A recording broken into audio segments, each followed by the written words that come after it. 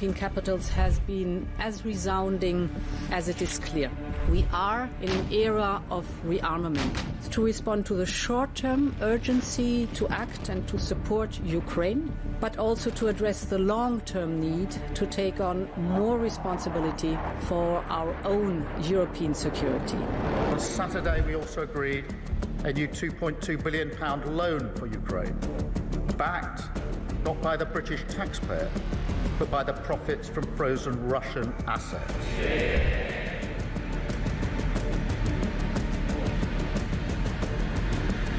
It is my pleasure to bring from His Majesty the King a letter. He sends his best wishes and his regards, of course, but he also asked me to bear this letter and bring it to you.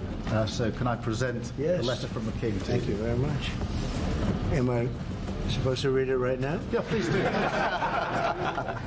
I will do. I've got to tell him what your reaction is, so I need to know. I need to know. He is a great gentleman. A great, great gentleman. He said he thinks the war's going to go on for a long time, and he better not be right. Well, I just think he should be more appreciative, because this country has stuck with them through thick and thin. We've given them much more than Europe, and Europe should have given more than us, because as you know, that's right there, that's the border. What kind of diplomacy, JD, you are speaking about? What do you mean? I'm talking about the kind of diplomacy that's going to end the destruction of your country. Yes, but if you are not Mr. President, with respect, I think it's disrespectful for you to come into the Oval Office and try to litigate this in front of the American media. You're gambling with the lives of millions of people. You're gambling with World War III. You're gambling with World War III.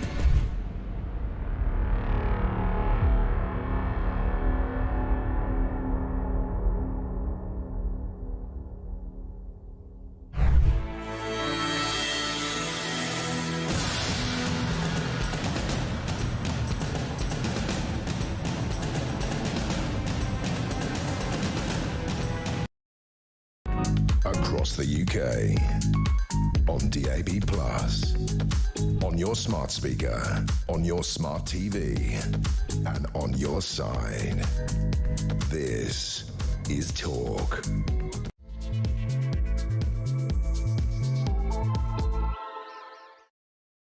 Very, very good morning to you. This is Talk, the home of common sense. So welcome to the show. Very much appreciate you joining me. I'm Julia Hartley-Brewer.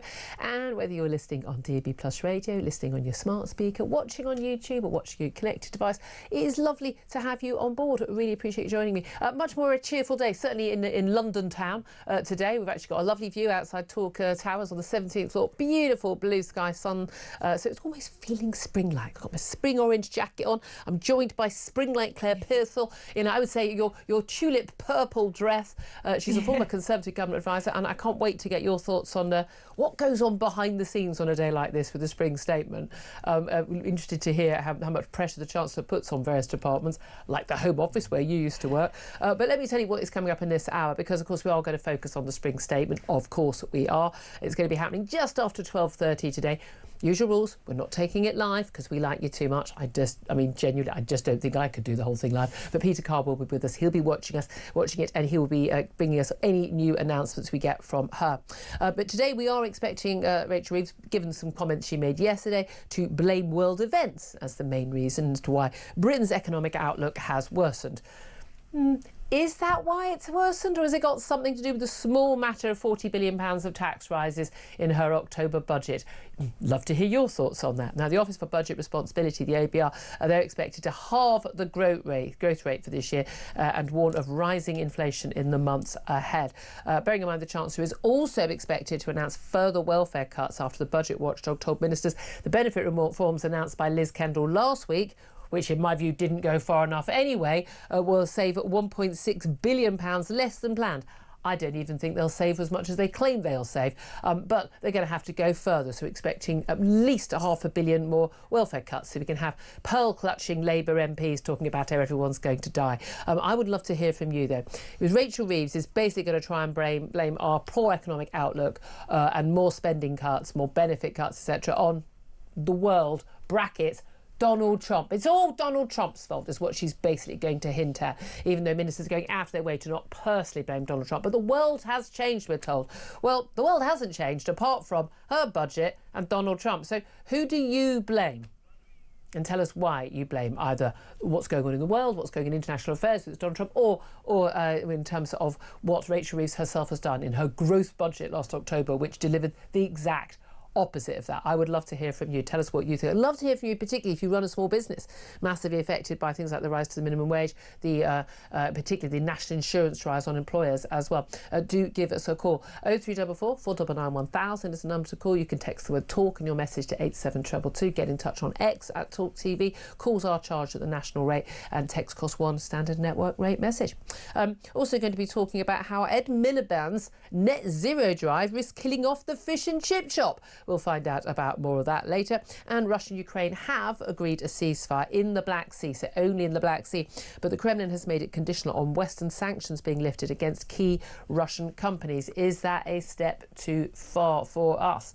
Talk about all of that later. Plenty more to talk about. As I say, Claire Pitzel joining us for all the chat today. I'll put the question we're putting to our audience to you. Very straightforward. Who do you blame for our poor economic outlook? Because it is really poor.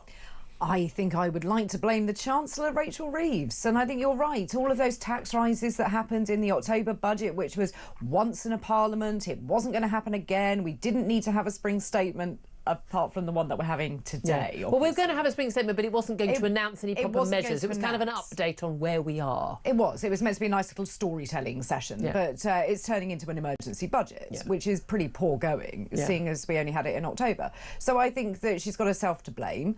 I don't think you can start blaming global events, and we all know who she means on that, because we need to tread a little bit carefully as a country with what we do with Donald Trump in America. Well, indeed, I mean, John Healey, the Defence Secretary, was doing various media rounds today, and it was fascinating when he was saying, well, no, the world has changed. And it's like, well, what's changed? Well, what's happening in Ukraine and mob markets. And well, no, none of that's changed. The only thing that's changed there is Donald Trump has been elected and made it really clear he's no longer basically going to offer that sort of umbrella of US defence security for Europe, for Ukraine included. So it's kind of up to us now. Now, I'm of the view that, I mean, I wish he hadn't done that, but it's a wake-up call to Europe. I think we need to spend more.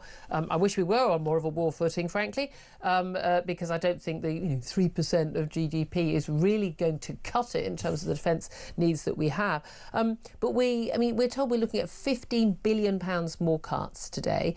This is nonsense. There's £9.9 billion of fiscal headroom. So there's £10 billion of fiscal headroom, which is not very much, because given that the government spends these huge hundreds and hundreds of billions of pounds, 10 billion isn't a huge amount. It's the equivalent to you buying a Starbucks coffee every day and then moaning about not having any money. It's kind of that equivalent, really. But it's a big sum of money when it comes out of your and my taxes. But it's not really her keeping to her fiscal rules that is all this about. The point is, we've got a higher cost of borrowing now than when Liz Truss had her mad emergency budget. It wasn't too mad. It was just that she didn't tell anybody. She didn't tell anybody in advance, and she didn't square it all off and seed the ground beforehand. So our costs of borrowing now are greater than they were when Liz Truss had a budget, and she was ousted from government for that. Yeah. So I'm not quite sure why this lot think it's fine. Have things changed so massively since 2022?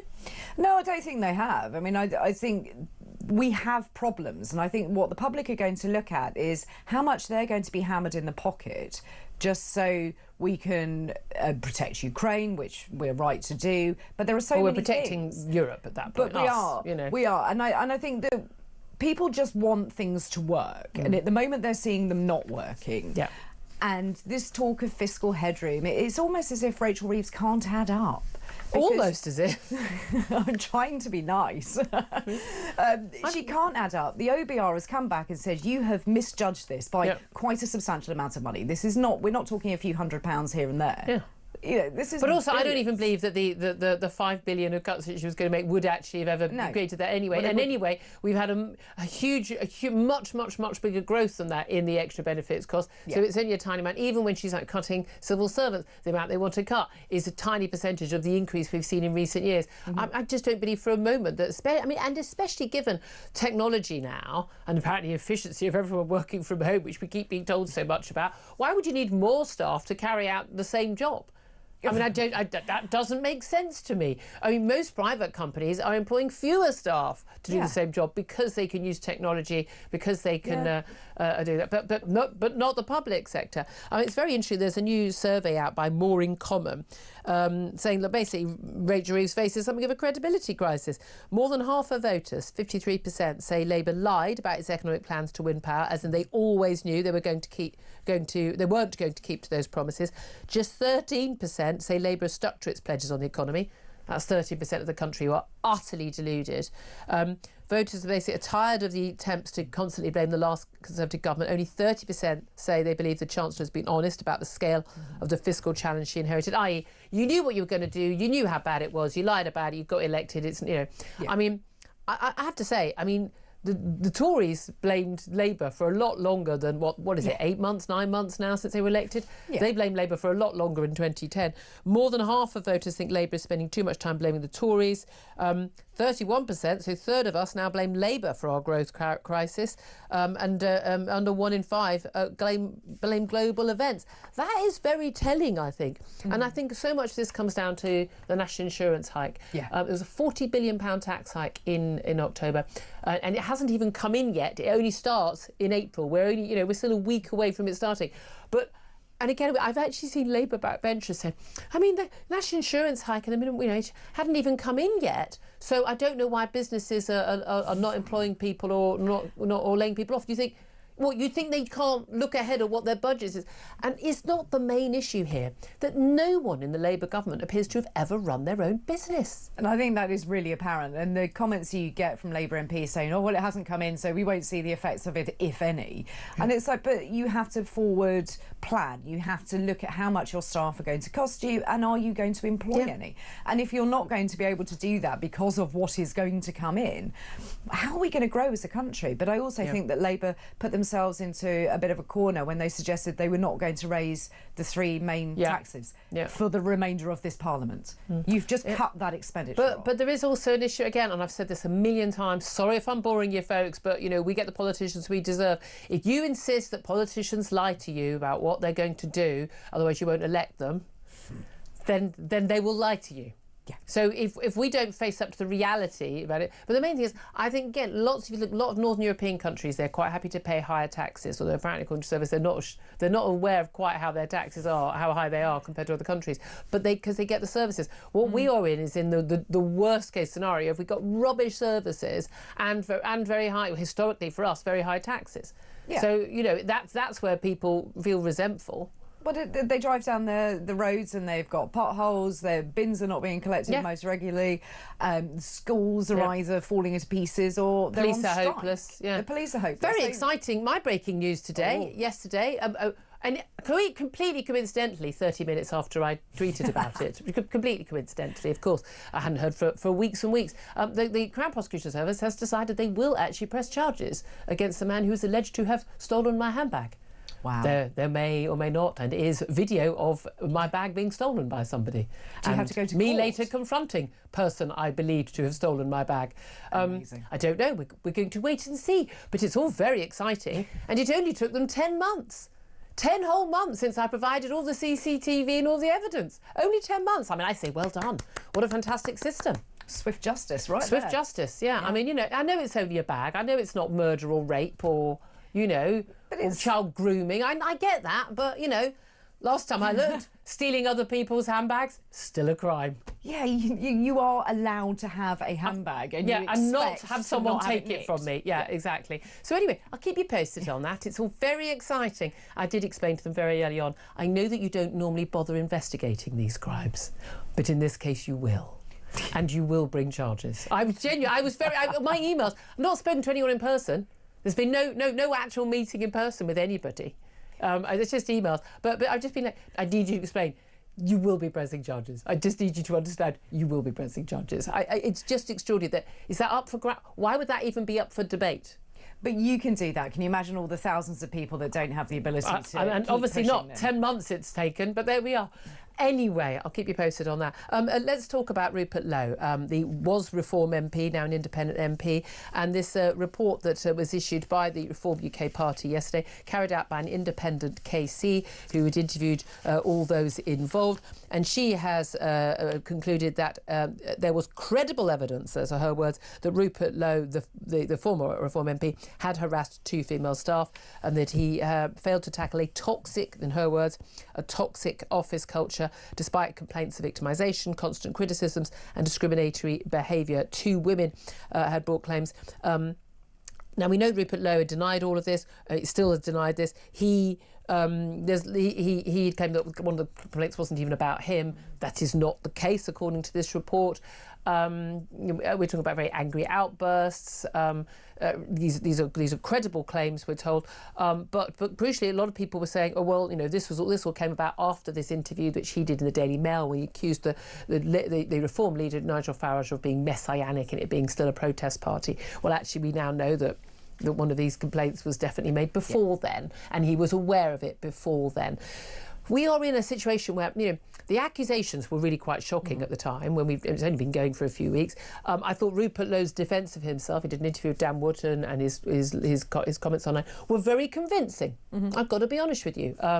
And we've certainly invited him, and we've spoken to Nigel Farage on the show, we've spoken to others on the show, but certainly Rupert Lowe's an ongoing invitation to come and have his say on the show. But Reform UK basically saying this is a report from an independent KC. Now her personal reputation will be resting on this. Where do you think this leaves the party? It's in a mess, and it's not just the case. If you look at all of the infighting that's going on afterwards, so very, very public spats on social media, either dissing the report or each other, comments being made, they need to stop that. I think it harms Reform as an organisation. It also harms the individuals involved. Yeah. And this is serious, and people have been found to have harassed these women. An independent KC, as you say, has no political leanings, is there to do a job and look at evidence, and this is the report that's come forward, and they've handled it very, very quickly. I'm quite impressed looking at the Conservative Party. How long that takes, yes. How long that one when takes. There have been far more serious allegations of things like rape and how long it takes. But I do find it extraordinary that the parliamentary authorities have also got a complaint, and we've got the police complaint as well made by Zia Youssef, the chairman, against Rupert Lowe. He claims violent threats, again, something that Rupert Lowe has denied. And again, we know parliamentary authorities, they take a year, 2 years often to look into these things. Huge. Utterly embarrassing. I mean, seriously, if the Met Police are acting quicker than you are doing something very, very wrong. I'm just saying that. I think the whole thing needs to be done and dusted and over, and either his name cleared or we know the full story, and we can move on. And indeed, for the party, again, we're looking at local elections coming up, and I think that's probably why they wanted to speed this process up, kind of put that to bed. Talking about embarrassing things for a party, though, of course, the US National Security Advisor Mike Waltz has now taken full responsibility for top secret war plans being leaked to a journalist, the editor-in-chief of The Atlantic in America, which is, as well, my guest yesterday pointed out, this was like leaking to Owen Jones, the equivalent, effectively about this US military strikes on Yemen. It's interesting because we had Pete Hegseth, the Defence Secretary, who was putting most of the information in this group chat on Signal. He's very, very sort of bombastic when he was interviewed just in an airport in Hawaii yesterday, saying, I didn't leak, no one leaked any, it's all rubbish, and a lot of rubbishing of the journalist involved by Donald Trump, by Hegseth and others. But everyone admitting, it did happen. This is genuine. It was leaked to this guy. This guy's taking responsibility. A junior, apparently, in Mike Waltz's office, apparently added this journalist to the group chat.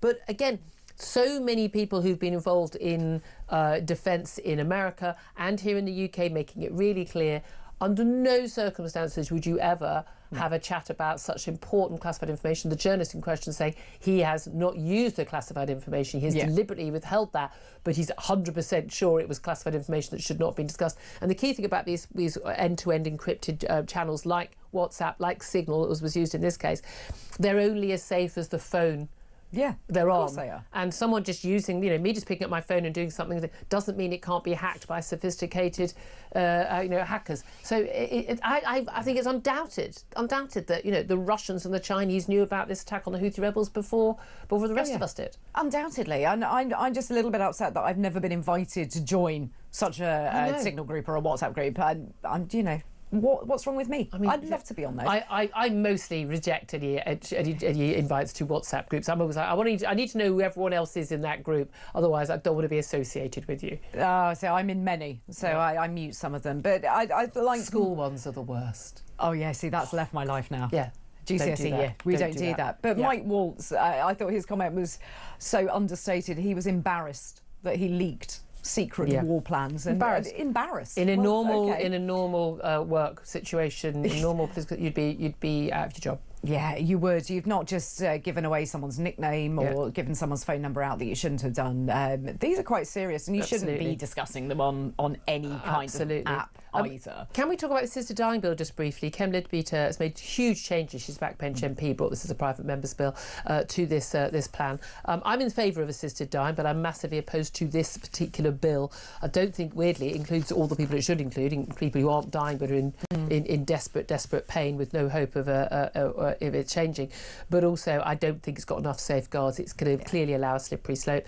Not having a High Court judge involved in... I understand the difficulty of, you'd clog up the courts for years if we had a High Court judge involved. There must be a better way, rather than having a panel of people who, by definition, would be people who are in favour of assisted dying. Otherwise, they wouldn't be on the panel. But this whole... The committee stage ended last night. The early hours this morning, really. And there are some question marks about how long it will take for this bill to actually get onto statute books. We're talking about maybe a 4-year delay. I'm just not sure it should go ahead at all. No, I'm not. And the bill that is currently being discussed and has just finished committee stage is now so vastly different from the bill that was placed in front of people right at the start. So I don't think that you can have an honest discussion and say, this is the bill we want to go forward, when it has changed. Yeah. And people voted on the previous bill. This is very, very different. I think we'll see this end up being scrapped. Yeah, I really hope we do. And I say that's someone who's in favour of assisted dying, but this is not the right bill for it. Love to hear your thoughts on all of that, anything we're talking about, but in particular the Chancellor, we understand today when she steps up to the dispatch box in about 2 hours and 10 minutes, is going to blame Britain's poor economic outlook and more spending cuts on, the world. The world's changed, brackets, Donald Trump has come into office. But who do you blame? And tell us why. Give us a call. 0344 499 1000 is the number to call. This is Talk, the home of common sense.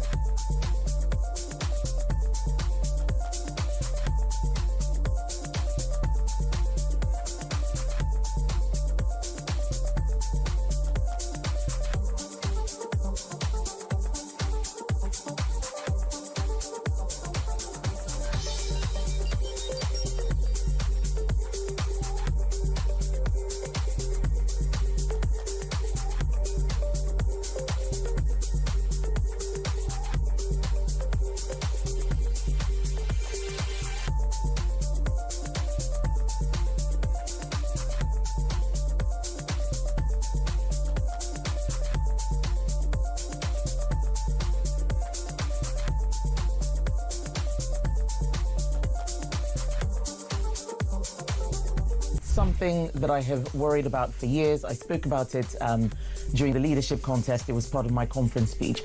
We've got to look after people who are vulnerable. We've got to look after women and girls where they are in dangerous situations, and we also need to see justice done. And I don't think that we have seen full justice done. We had a task force 2023 that found about 500 new perpetrators. We need to make sure that we catch everyone, and that requires a national inquiry.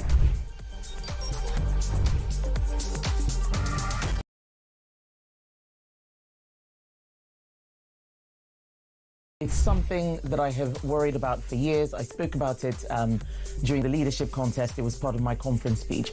We've got to look after people who are vulnerable. We've got to look after women and girls where they are in dangerous situations, and we also need to see justice done. Across the UK, on DAB+, on your smart speaker, on your smart TV, and on your side. This is Talk.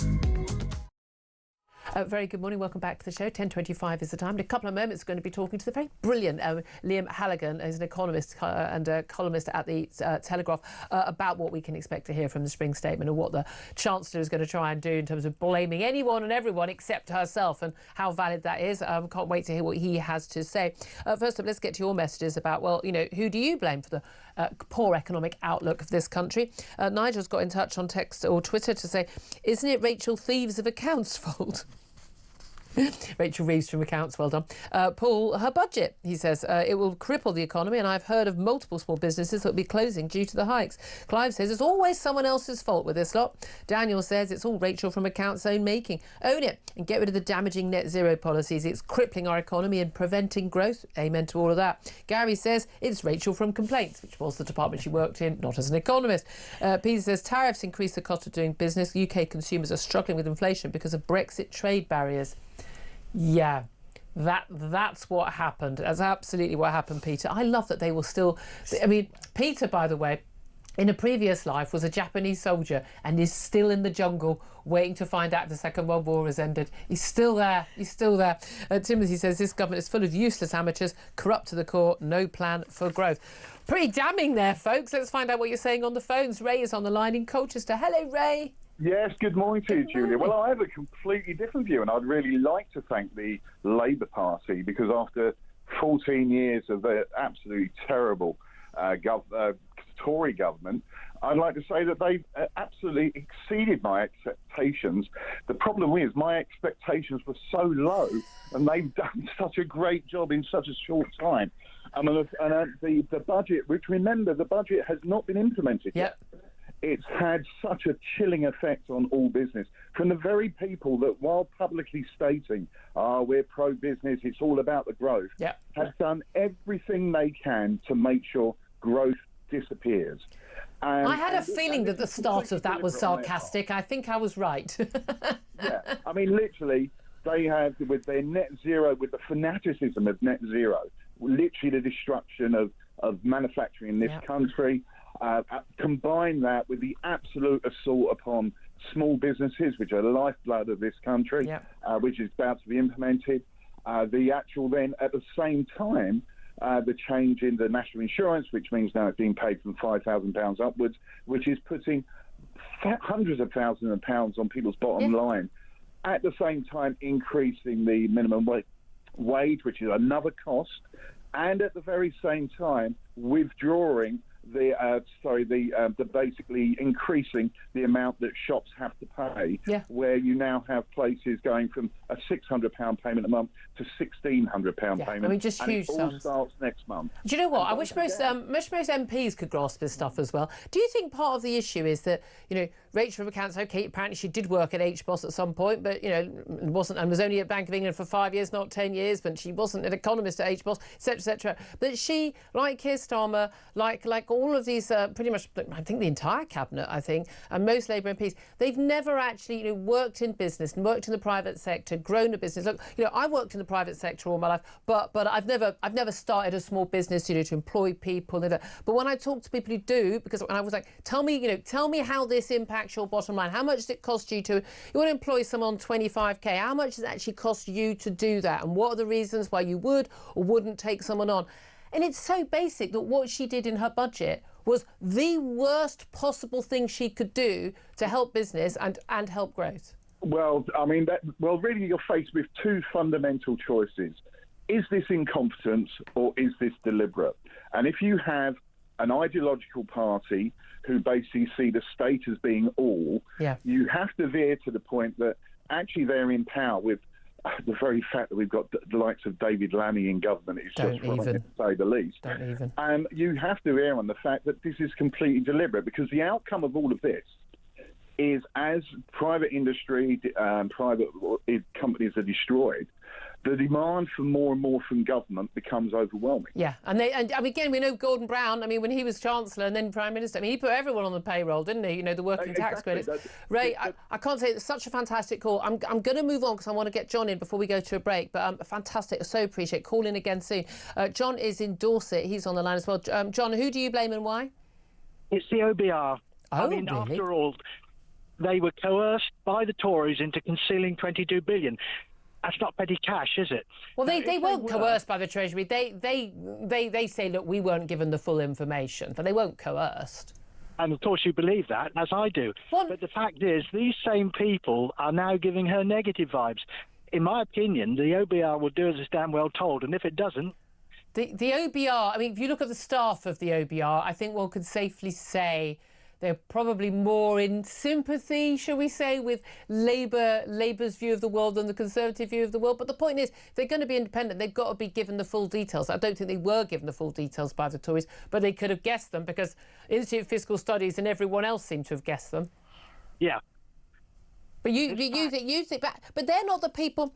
They're not the people who make the decisions. They're just telling us what the decisions will mean. I do understand that, indeed. But since things were concealed, if these people were so dumb that you could conceal 22 billion, should they still be doing the job? Fair point. I mean, let's be honest, there's never been a single economic forecast that's actually been accurate. Claire Pearsall, quick reaction from you? Yeah, I mean, I think that they probably didn't have all of the information. And to make a judgment, you do need to have the information there. Now, whether they are accurate and efficient is yet to be seen. And I think they are more Labour-leaning than they are Tories. I mean, I remember the whole way through that interminable election campaign, me and everyone else in the world, the Institute of Fiscal Studies and every paper, everyone was pointing out that the numbers didn't add up for either the Tories or Labour, or, by the way, any other party either. So let's all stop pretending, you know. And if voters voted on the basis they weren't going to see tax rises from Labour, well, there's a great bridge out there I'd like to sell you. 10:32 is the time. Up next, going to talk to the economist Liam Halligan to try and make sense of what everyone is claiming and counter-claiming about the spring statement coming up today. This is Talk, the home of common sense.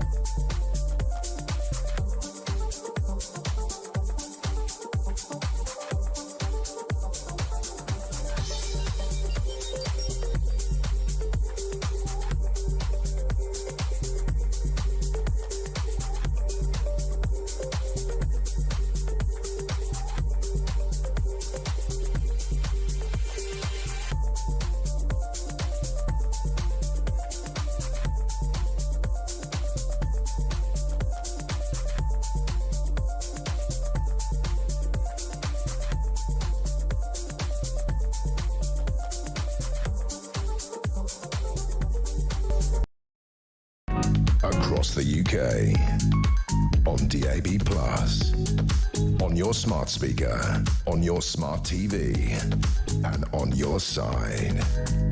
This is Talk. Good morning to you. It's coming up to 10:35. This is Talk, the home of common sense, with me, Julia Hartley-Brewer. Claire Pistol still with me. Delighted to be joined now by economist, columnist at The Telegraph, and author of the Substack When the Facts Change, Liam Halligan. A very good morning to you, Liam.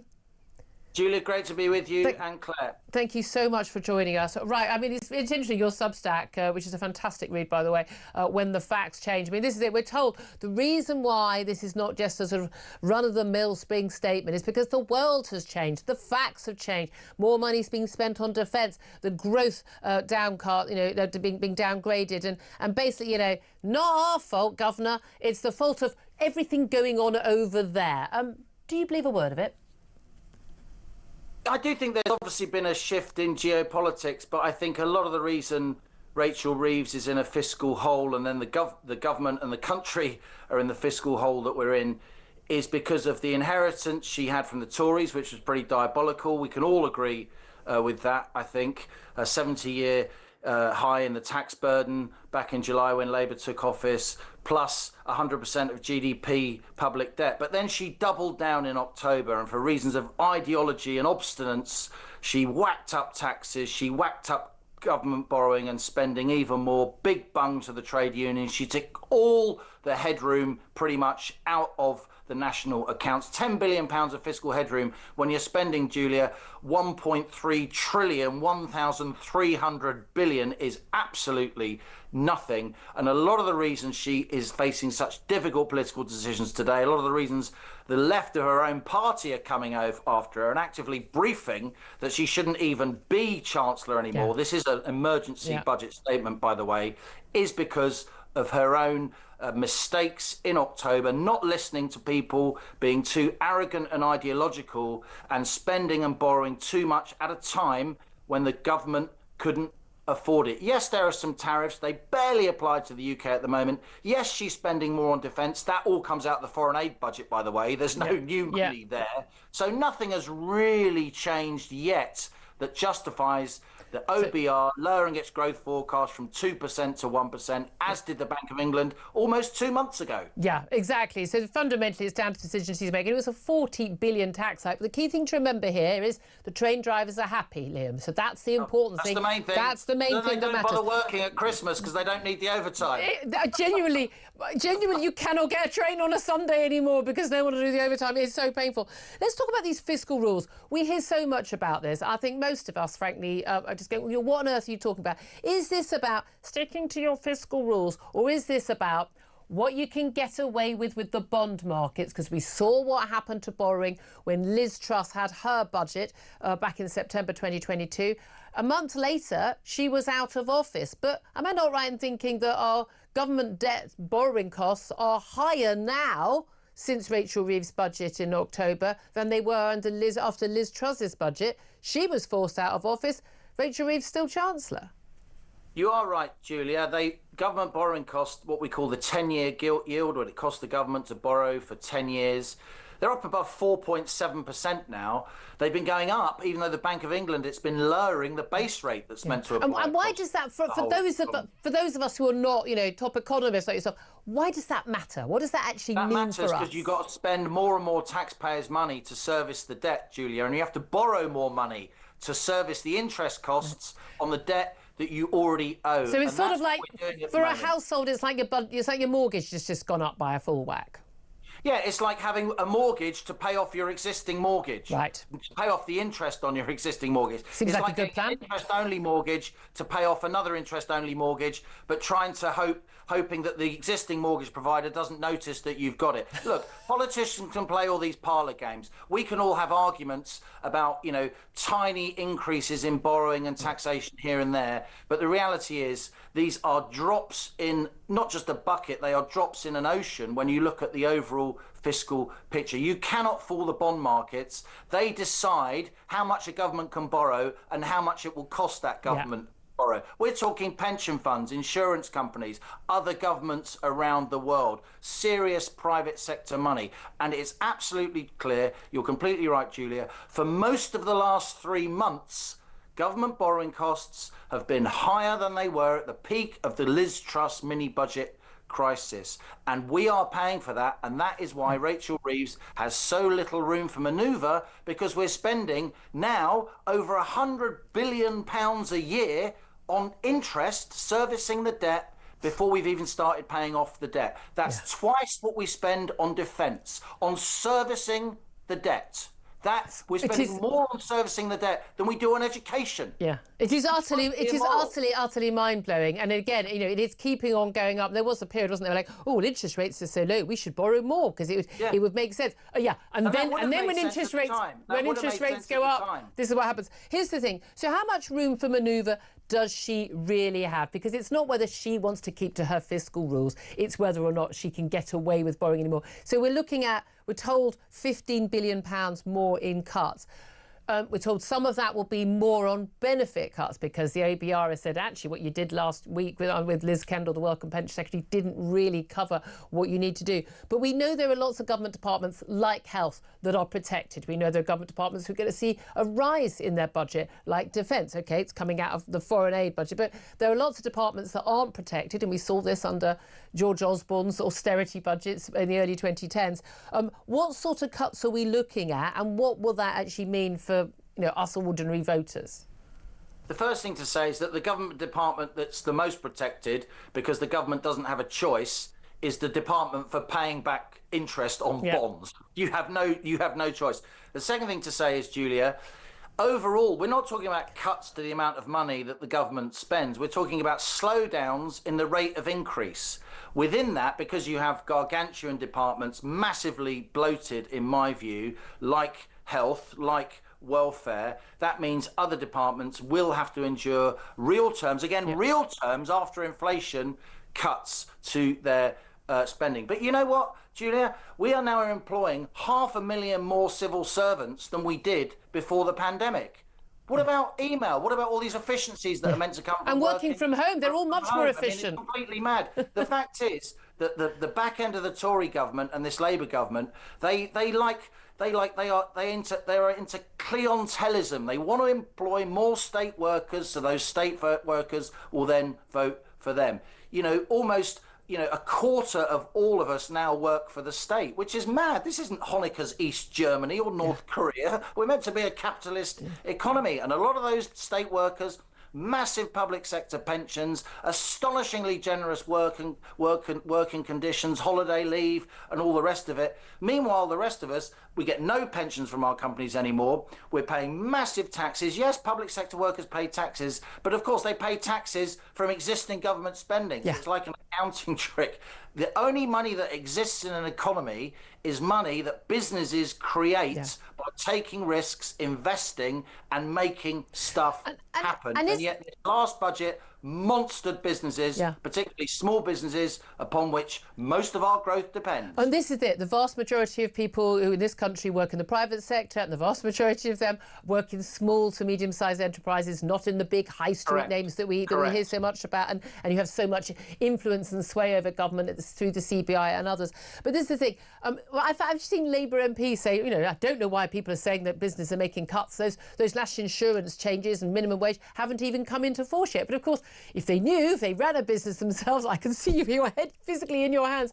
If they ran a business, they would understand people have to make plans about whether they can hire someone, whether they can give a pay rise. These are people who have suckled on the teat of the state their whole lives. They've just big monthly paycheck from the state. Where does it come from? We don't care. These are people that not only have never run businesses, never laid awake wondering how you're going to make payroll, how you're going to pay all these people who depend on you, their families, their kids, their mortgages. These are people that have barely worked in the private sector. The private sector where hard budget constraints count, where if you can't pay, then you don't have. In the public sector, in our adult lifetimes, Julia, what's happened is that we seem to have, this culture has developed, and a lot of it has been propagated by mainstream media, I'm afraid, particularly our state broadcaster, that if you don't always and everywhere want more government spending, then you're evil. Yes. How about getting people who can actually add up? Yeah, that would be a good start. Well, that brings us on. Lots of more nice things. Yeah. But if there's a guilt strike, as there was in 1976, it will be the poor that suffer most. And this is the thing, and that's the same thing when it comes to inflation. Look, if you're on a higher income, and your savings, and you've got, property and things, it eats away the value of your home and your savings. But you know what? You'll probably be okay. It's always, whenever there's an economic problem, it is the people at the bottom who lose out the most. And yet we're being told, are we not, that welfare cuts is going to be the biggest issue. These welfare cuts were already announced, which in my view didn't touch the size of what we need. Welfare cuts that could come again today, cutting down on availability of Motability cars. Something like 1 in 6 new cars in this country are under this disability scheme, which seems utterly bizarre. I'm walking around, I'm not seeing vast array of people who are apparently massively more disabled now than they were 10 years ago, but apparently, according to our stats, there are.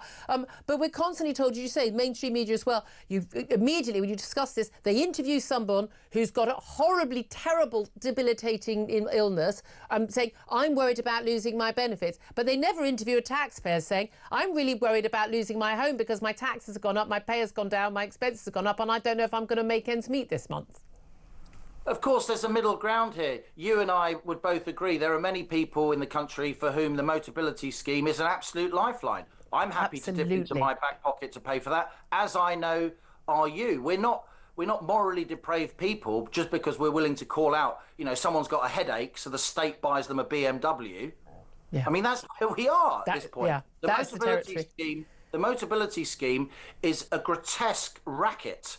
It's completely out of control. You've got a lot of cab drivers using the Motability scheme as their sort of business model, which is crazy. But of course, in this political cut and thrust, in this debate, we also have to protect people who rely on the welfare state.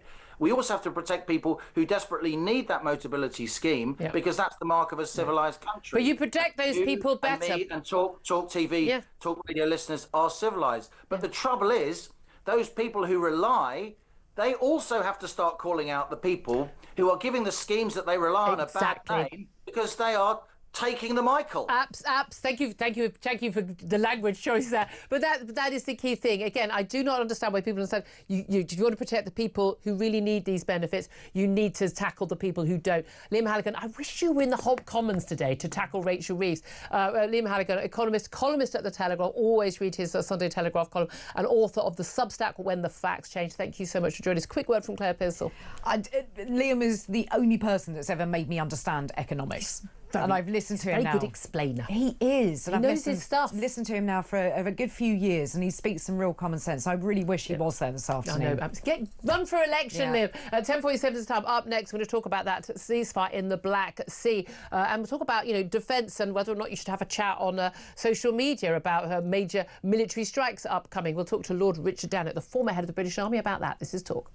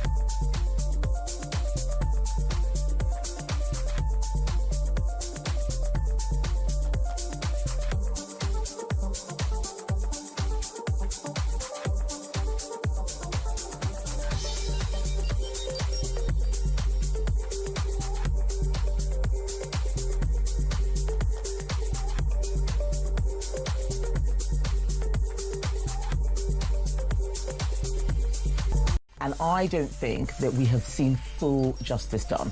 We had a task force 2023 that found about 500 new perpetrators. We need to make sure that we catch everyone, and that requires a national inquiry.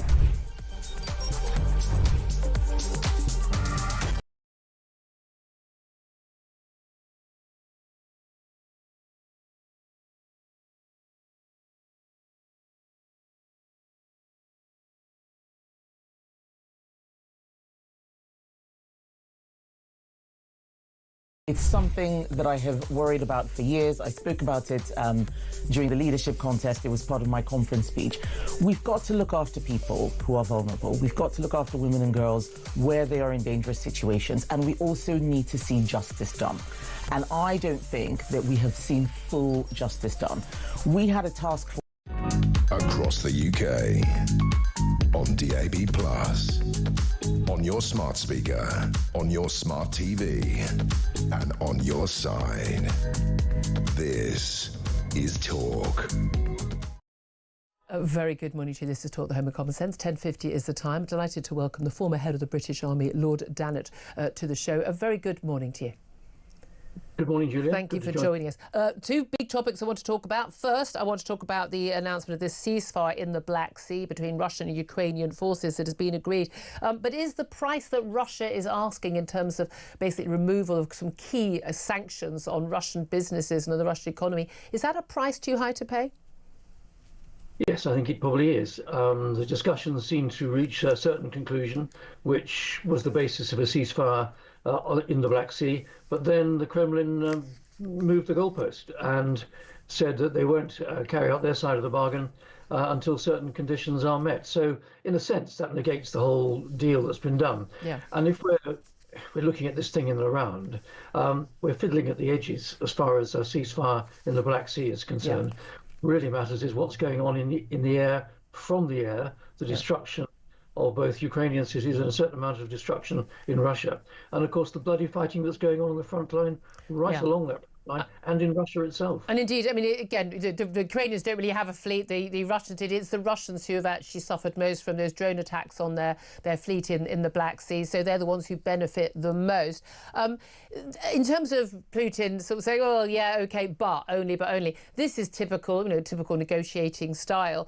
Do you trust that Donald Trump's White House, his representative, Steve Witkoff and others, that they are going to be hard-nosed enough about this? Or do you think because Donald Trump said, I'd do a deal in a day, I'll end this war in a day, well, we're already over 100 days in, no one expected realistically he was going to be able to deliver that. But the pressure he's put on himself by giving this sort of deadline of, I want a full ceasefire by Easter, that completely undermines his position, because Vladimir Putin knows that he'll be willing to give in to more of his demands. Julia, I think you're absolutely right. Trump wants to continue this image of him being a successful deal maker. Yeah. He wants to continue the image that he's got a relationship with Vladimir Putin. But frankly, the cost of this is huge. The cost of it is huge for Ukraine, but actually much more worrying for us is the potential damage to the security of Europe. And if Putin's able to get away with it in large measure in Ukraine, and it looks as if he is, then frankly, what price the Baltic states, what price Poland, what price other countries? And you come down to literally what price are we going to have to pay in this country, along with other European countries, to significantly increase our defence expenditure to make sure not so much that we're able to fight a war, but we're actually to deter further aggression from Russia. And that's what it's all about. And the move from 2.3 to 2.5, like so many things the government's doing, just isn't touching the sides. There's going to have to be a much more significant increase in our defence expenditure to 3 or maybe even 3.5%. Yeah, I've been hearing from many talking about really up to 5. We need to make it much more serious, and other European countries as well. I know we've spoken about this before, but I am still absolutely flabbergasted by how many people who I think are otherwise sensible souls will say, what has Ukraine got to do with us? People are dying. I mean, Donald Trump constantly talks about how, these young men being put through, the meat churner, that these always people are dying. And what's the point of it? But As awful and terrible as the loss of life and the casualties of these young men, both the Ukrainian and the Russian conscripted side as well. There is a point to this war, and this war does matter to us. This isn't someone else's war, is it? No, it's very much our war, and obviously it's our war by extension. But what the Ukrainians are doing is fighting for their independence, as any other European country would want to fight for its independence. It's fighting for the sovereignty of its territory, which again, any other European country would want to fight for its sovereignty. So in a sense, it is fighting a war on our behalf, which is why we're absolutely beholden to support them. And of course, if Putin significantly gains from this, he has absolutely blasted to bits the so-called rules-based order, which has been the basis of, by and large, world security since the end of the Second World War. It frankly is unacceptable in the 21st century that one country can attack the sovereign territory of another country and get away with it. It is literally outrageous, and therefore we are absolutely beholden to support the Ukrainians and actually try and put as much of a cautionary hand as possible on Donald Trump for not doing an outrageous deal over the head of the Ukrainians in the same way that European leaders did over the head of the Czechoslovakians in the late 1930s. That's the parallel. But this is the thing. There is only a deal if Ukrainians agree, because the Ukrainian people have made it very clear. The Ukrainian president's made it very clear. OK, we'll do a minerals deal. We'll do this. We'll that. We'll try and compromise. We'll kind of call Putin's bluff by agreeing to a full 30-day ceasefire, land, sea and air, knowing perfectly well that Putin wouldn't actually go along with that. I mean, let's expose him as the warmonger he really is, which Donald Trump doesn't seem to accept. But fundamentally, if the Ukrainians aren't willing to lay down their arms and basically give up their country, and their ability to defend their country, which is what Putin has been and will continue to demand, there will continue to be war. I mean, I wouldn't lay down my arms if I were a Ukrainian in that circumstance. No. I mean, Zelensky has got the most difficult task here. He's trying to walk a very, very narrow, tight line between upholding his own principles and the rights of the Ukrainian people, and not trying to completely sever his relationship with Donald Trump. I mean, we saw what happened in the Oval Office a month ago, which was, again, pretty outrageous, a term I've used several times in this conversation this morning. But Zelensky knows at the end of the day, even if America is minded to give less support to Ukraine, it still needs to have some support from Ukraine. Yes, we Europeans are stepping up. We will step up more.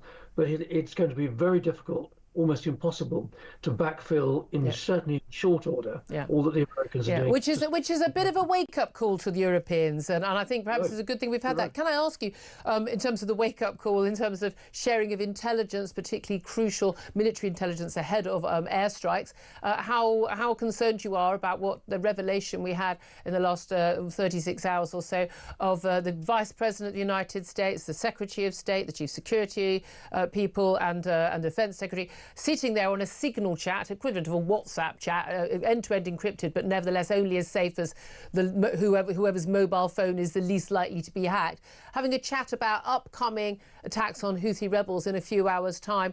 Clear, classified information being divulged by the Defence Secretary. He's denied it, but the journalist who saw it said he's very clear it was classified information. We've had an apology from Mike Waltz, who is the National Security Advisor to Trump, whose staff, we understand, added this journalist into this group chat by accident. But how concerned are you by that? And how would you expect that sort of conversation at the top level of not just the American government, but any government to take place? What would be the circumstances in which you would think that would be a safe conversation? Well, it was a crass episode. Now, all those involved, including Donald Trump, are closing ranks and trying to minimize the damage. And I suspect, despite what they're saying publicly, the White House will crack the whip internally to make sure something like that can't happen again. I mean, it was kind of playground stuff, wasn't it, really? Yeah. All these apparently senior people, otherwise you might call them sensible people, having a ridiculous conversation and being stupid enough to actually bring a journalist into the conversation. Yeah. I mean, you couldn't make it up. If it was a Yes Minister sketch, it wouldn't get past the answers. But I think, having said all that, and it was interesting listening to John Healey on the radio this morning, we in the UK, I think quite sensibly, are trying to be measured in our comments, measured in our criticism, because it is in our wider interest, not just our security interest, but our wider economic interest, to keep a reasonable relationship with the United States. So yes, they're being rather careful. This is a one-off. Indeed. Well, we'll certainly hope so. I'm so sorry, you'll probably hear the music going behind us. Time is against us, but Lord Dannatt, Richard Dannatt, former head of the British Army, always so good to speak to you to get your words of wisdom. Get Claire Pearsall's thoughts on what he had to say. Love to hear your thoughts as well. 0344 499 1000. In particular, they also want to hear from you. Who do you blame for Britain's poor economic outlook? Is it Rachel Reeves? Is it Donald Trump? Give us a call. This is Talk.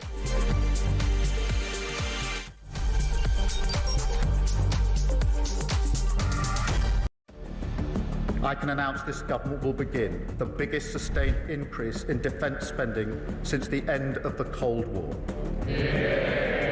We will deliver our commitment to spend 2.5% of GDP on defence, but we will bring it forward so we reach that level in 2027. The answer from European capitals has been as resounding as it is clear. We are in an era of rearmament. To respond to the short-term urgency to act and to support Ukraine, but also to address the long-term need to take on more responsibility for our own European security. On Saturday, we also agreed a new £2.2 billion loan for Ukraine, backed not by the British taxpayer, but by the profits from frozen Russian assets.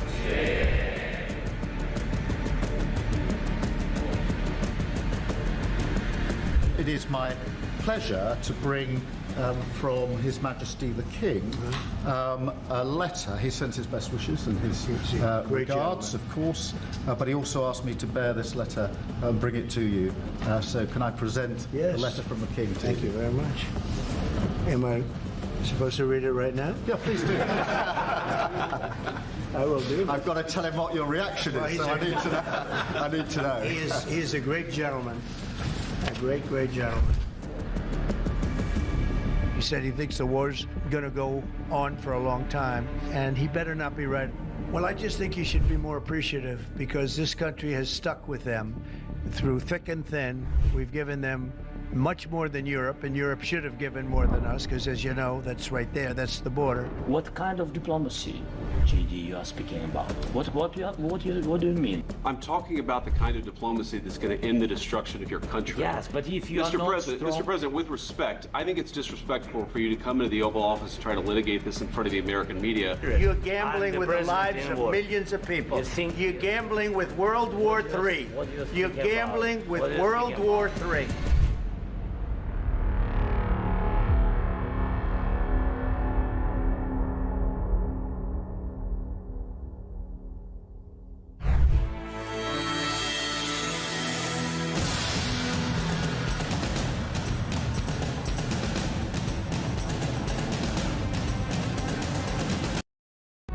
Across the UK, on DAB+, on your smart speaker, on your smart TV, and on your side.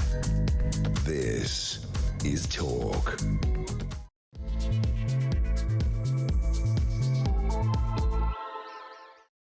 This is Talk, the home of common sense, with me, Julia Hartley-Brewer. Rip-roaring first hour of the show. If you've just tuned in, you have missed out. We've learnt an awful lot, as I like to think we always do. One of my favourite things about this show is how much you actually learn so much, and it's absolutely a pleasure to have your company joining us here at the home of common sense, whether you're listening on DAB+ radio, on your smart speaker, watching on YouTube, or your connected device. Do get in touch as well about everything we're talking about. Claire Pearsall is a former Conservative government advisor. She is still with us, and I just want to get your thoughts on what Lord Dannatt had to say before we move into talking about the spring statement. But of course, the spring statement coming up in roughly an hour and a half is the main subject of debate today. The Chancellor, Rachel Reeves, is expected to blame world events, these mysterious world events, as the main reason why Britain's economic outlook has worsened. The Office for Budget Responsibility is expected to halve the growth rate for this year and warn of rising inflation in the months ahead. Brilliant. That, of course, means interest rates won't go down, which means our borrowing will continue to go up. It's all going terribly, terribly well, but it's all the fault of something out there. Something has changed. But what has changed other than Donald Trump becoming elected and a wake-up call on defence spending that is needed? I'd love to hear your thoughts, though. Who do you blame for our worsening economic outlook? Is it Rachel Reeves? Is it Donald Trump? Is it something else? Fairies at the bottom of the garden? I'd love to hear your thoughts. Tell us why you think whoever is to blame. You can get in touch on 0344 499 1000. Text the word TALK in your message to 87222. Get in touch on X at Talk TV. Calls are charged at the national rate. Text costs £1. one standard network rate message. We're also going to be talking a bit more about the assisted dying bill. It's been thrown into doubt after the Labour MP who's sponsoring it, Kim Leadbeater, agreed to postpone implementing the law until after the next election. Will it ever actually happen? And should it actually happen in the format that this law is now in? Plus, Ed Miliband's net zero drive risks killing off the fish and chip shop. Love fish and chips. That is a risk we can't take, people. And a taxpayer-funded car scheme for disabled people, that's Motability scheme, is facing a crackdown at long last after bosses admitted it's being massively misused, with many joining for non-physical conditions such as anxiety, depression and ADHD. I think if you've got anxiety, depression and ADHD, maybe you shouldn't be driving at all, would be my first suggestion, let alone being given a free car. I don't even begin to understand why you would need a car in those scenarios, but you know, I'm not a medical professional, but hey-ho. Love to hear your thoughts on all of that. So you've got the numbers. Do get in touch. Claire Pissell, always so great to have you with us in the studio. Just want to, before we go on to the spring statement, just want to talk to you about what we heard from Lord Dannatt. I mean, you could very much hear in his voice, I mean, the utter befuddlement at these senior figures in the White House and the Pentagon having this conversation on Signal. And it's been pointed out to us again and again. The reason why they have conversations in rooms and you're not even allowed to take your phone in. If you go into sort of, the Northern Ireland office, the Foreign Office, Ministry of Defence, as a journalist, you hand your phone in at reception. They're just not allowed anywhere. They are always a risk. And everyone thinks, oh, it's not my phone. We know that the last three, I think, British Prime Ministers had their phones compromised, did they not? They did. And had to have their phones taken away from them and that, basically put in a lead box and never to be seen. I mean, for goodness sake, the idea that you'd have this conversation on Signal is I mean, it's beyond laughable. It is, and we're treating it as a little bit of a joke because some of it is quite funny. The use of emojis, the fact that it's embarrassing by Mike Waltz, but actually the seriousness of this isn't going to go away. You have got the leaders of the free world discussing top secret plans and classified information. Forget them being rude about Europe. That's irrelevant. But those kind of plans being discussed on, it might be an encrypted app, but it's still an app. And it's only as safe as the hands that it's in. Yeah. If somebody puts their phone down, walks away, loses their phone, has it stolen or whatever, that information then is vulnerable. These conversations are supposed to take place. Even Donald Trump said he would like these conversations to take place in a room that's completely lead-lined. And actually a lot of these conversations do take place. The sit room, you see so much on films, in Hollywood movies. It's below ground. It is basically, the idea is it should be a room that is utterly impossible for anyone to be able to hear out of nothing. Anything it happens in that room, no one other than the people in that room know about it. It is just extraordinary to be. And again, I thought Pete Hegseth, the Defence Secretary, and again, I had no issue with the guy. He was, he was a Fox anchor. He served himself. He's a very smart guy, very well educated. He's not just some random bloke who was on the telly. It's not like pointing me to the Defence Secretary of the United States. But it'd be really, it's actually a serious person in that sense. I know he's had some issues with alcohol and things like that. Well, so did Winston Churchill. I wasn't sort of automatically against him at all.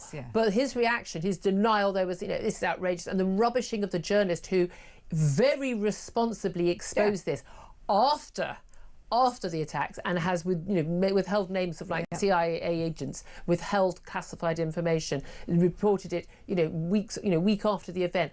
It shows incredible I would say love of his country and an urge to patriotism to protect that information, which we're clearly not seeing in the men and women in charge of that. No, we're not. And trying to use a journalist who has done their job but also protected national security, whereas the people that were paid to uphold national security don't seem to care about it. So I think you can't blame that individual. And I should imagine he was desperate to go splash that. We all would appreciate that would be the best story ever. I can imagine the point when you realised, oh my God, this is genuine. They've actually done the exact thing. Utterly bizarre. Again, denying it was all real. First of all, again, it's just embarrassing. But again, you get caught out in a lie like that. I think if we knew, again, I think politicians should lie that blatantly to journalists who, as much as you might not like the journalist in time. I'm sorry, I think that's to be a sacking offence. We now established that you will lie. Now, once we've established that with on proof, but then Donald Trump lies all the time. And again, you can vote for Donald Trump and think you're glad he was elected. If you think that Donald Trump does not routinely lie 20 times before 9 a.m, you're not paying attention. But anyway, talking about lying. Talking about people who don't even know what job they were doing or where they worked for years on end, Rachel Reeves in the news today. In about an hour and 20 minutes, she's going to stand up after Prime Minister's questions and she's going to deliver the spring statement. We're expecting it to be about 12:35, going to last about half an hour. So we're going to have Peter Cardwell with us in the studio for that half hour. So as we hear what's going on, he's going to tell us what we're hearing. And we're not going to get tax rights. It's not a budget, is it? We're going to get, but we are going to talk about spending cuts, and we're looking at apparently 15 billion quid's more spending cuts that need to be found because the reform to benefits didn't go far enough, according to the Office of Budget Responsibility. We've had our economic growth forecast downgraded. We've got a massive cost of our borrowing. Rachel Reeves, we understand, is going to blame this on, things have changed. The world has changed. The only thing that's really changed is, of course, Donald Trump, tariffs, his attitude towards European defence and Europeans having to spend more on defence. Do you think that she's right to blame this all on what's happened outside of Britain, or do you think it's on her head? It's on her head. She is the Chancellor. Things around the world, geopolitics, will have an impact, but it isn't going to be the main problem. And the Labour Party are very, very good at foisting the blame off onto anybody else that they can find. They love doing. I mean, your lot did that quite a lot too, to be fair. We did in a careful way. We did. We did it more carefully. Nobody noticed sometimes, she says. But I think that you have to face facts. If you had a budget in October that raised taxes, there is going to be a knock-on effect. No. Could someone have told Rachel that before she raised her taxes? £40 billion taxes, 25 billion of them on businesses, on jobs. She's probably got a better degree. I don't even have one of those. So she is probably better educated than me. She should know what finance is. She can't add up. I think she needs to hand that calculator over to someone that can. Do you think she's going to survive the job? I mean, there's people saying, even we had a call yesterday saying they think Keir Starmer would survive the job. I don't think there is such a mechanism for getting rid of. I think they're going to have her do all these cuts, do all these tax changes, and then she's going to be in a reshuffle, because it's not like she's got this massive. It's not like Gordon Brown, who couldn't be sacked by Tony Blair because he had this massive array of backbenchers who supported him. She's not got a phalanx of supporters. I mean, there'll be a bleating about, oh, sexism. And again, if it's so great to have a woman chancellor, apparently this is a thing. I mean, I don't care whether she's a woman or not. It's utterly irrelevant to me. But if it's good, presumably you think it's good because she'd be better than a man. I'm assuming. I mean, I don't know otherwise why you would think it was a good thing other than a neutral thing, in which case she should be better at her job. You're looking at it as if it could be a meritocracy. I mean, Sorry. God forbid. Sorry. Sorry about that. I'd like to formally apologise to all of you for such a stupid remark. Well, I think that she will be used as a scapegoat. Keir Starmer is going to be very happy that she's taking all the flak and he's not. Yeah. So he's going to keep her there as long as possible. He's the First Lord of the Treasury. It actually says that. It actually says that on the Downing Street door. Yeah, it actually says. Very cool. But when people say, "Oh, the Chancellor does," no, nothing the Chancellor does can be done without the President, the Prime Minister. Although I understand during Tony Blair and Gordon Brown's time, literally, he wouldn't tell Tony Blair and his team until the day before the budget what was going on. Yeah, because he knew he couldn't be sacked. But here's the thing, downgrading of growth forecast. We spoke to Liam Halligan, who's an economist and a writer earlier, pointing out, I mean, just that this, this fiscal hole, it is part of a Tory inheritance. We've got high debt, costing us a fortune. He's pointed out 100 billion every year we are paying, not to pay off debt, to pay the interest on the debt. As he likened this rather brilliantly to us taking out an interest-only mortgage to cover the payments on the interest-only mortgage we've already got. We are on borrowed time. We're spending more than that. We're spending more on that than we are on defence or on education or stuff that's actually going to be good for us. It's untenable, and the only way to stop it is for basically either taxes to be raised, and I'm not sure the pips are going to squeak anymore, or for there to be massive spending cuts. And we're told, poll after poll will say people would rather taxes were raised than spending cuts. What they mean is they want someone over there, those rich people over there, to pay more tax. There aren't enough of those people, and they have a funny habit of leaving countries when their taxes are raised because they're already of the view that they're paying enough already, thank you very much. Yeah, and it's a typical left-leaning government attitude that someone else will always pick up the tab. There is always someone with broader shoulders. not understanding that people are mobile, they will take their money elsewhere, and they will go and create businesses in different economies. But also, I think the moral thing, I mean, it's like the top earners already pay, what, 45% plus the national insurance. It doesn't go all the way up the national insurance, but basically they're paying 50% plus in tax. Yeah. I'm kind of the view that taking more than half of someone's income doesn't seem to me to just be morally reasonable or fair. No, it doesn't, and it's the pure politics of envy that these people have taken a risk. They have created something, employing people. I know a few people who were very well off who basically inherited it, or they married well. Ladies, I do need to stress how much you should try and do this. I didn't, but you should definitely do this. I married well for love, but not for money. But it's not. I'll tell all the. Marry well. It's good advice. Take it from Auntie Gigi. But genuinely, I'm absolutely flabbergasted. Most of the people I know who have, and I've met a lot of people over the years who are incredibly wealthy. They have worked their beeps off. Yeah. They're not at a party on a Saturday night. They are on the phone. I mean, stuff that frankly I wouldn't be willing to do. They are working. They're getting up at 5 in the morning. They're still working at 11 o'clock at night. Now I know there are people who are on very low incomes who do that, but these people are. If we were all able to be a millionaire or billionaires, I've always said, then we would all be, and we're not.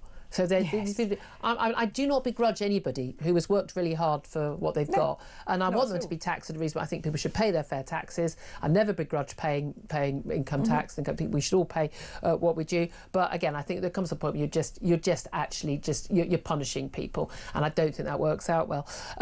We're talking about more benefit cuts, and we're constantly told this is hurting the poorest. But for most people, if we're cutting benefits to people who don't really need them, who should be at work, they'll be better off than they would be on benefits if they went to work, and they'd be better off psychologically, physically, mentally. In which case, you're doing people a favour, aren't you? And rather than saying, have some money, have some free money, sit on the dole on the disability for the rest of your life. Oh, by the way, here's a free car. We all know that getting out of the house and actually doing something does improve your mental health, and people working and feeling part of a team, there's a lot to be said for it. And I think the Labour government, and I keep banging on about this, have unfortunately now taxed businesses, will be taxing businesses so much that where are these jobs going to come from? And I think people are going to be stuck in this cycle, never-ending cycle of being on benefits, looking for jobs that just aren't there because the businesses have shut. I mean, the thing is, there were jobs for years, and I get one of the things that always bothered me was people arriving from Eastern Europe at Luton Airport and going off and getting a job, a day later, and then there's all these people go, I can't get a job. Really? I mean, are you sure you can't get a job? They don't want to do the jobs that are there. Exactly. Well, you can't be choosy. Beggars can't be choosers. And again, I'm all for the workfare. We'll motivate you that way. I think the British public would be really sympathetic, actually, the vast majority. And by the way, the polls have always shown that actually people on lower incomes who live in the same streets as the people who are swinging the lead, and you know perfectly well, he's on the disability, but he seems perfectly fine when he's doing his gardening or when he's off to Centre Parks. I mean, I'm just saying, we all... Sorry, if you don't know those people, I mean, where are you living? But this is the thing. So they'll be the people who are most happy to have this. But then whenever them, and it was something that Liam Halligan touched on earlier in terms of the way the media report a lot of these things, that, somehow people talking about how they want tax cuts are bad people. People talking about raising spending, whether it's on schools or hospitals or welfare, whatever it is, are good people. They're kind, nice people. Then, they're not like me, horrible, far-right people who thinks that maybe we shouldn't have a state that is, more than half of the economy. But they always interview, there's always someone in a food bank, it's someone, they'll interview someone with a life-changing, terrible disability there, but for the grace of God go I, level of disability, who says they're worried about losing their disability benefits. Well, no one wants those people to lose their benefits. No. If they clearly do need to have that extra financial help to try and live a vaguely decent life. Oh my God, I'm so happy to, like Liam Halligan was saying earlier, happy to pay taxes. That's what a civilised society does.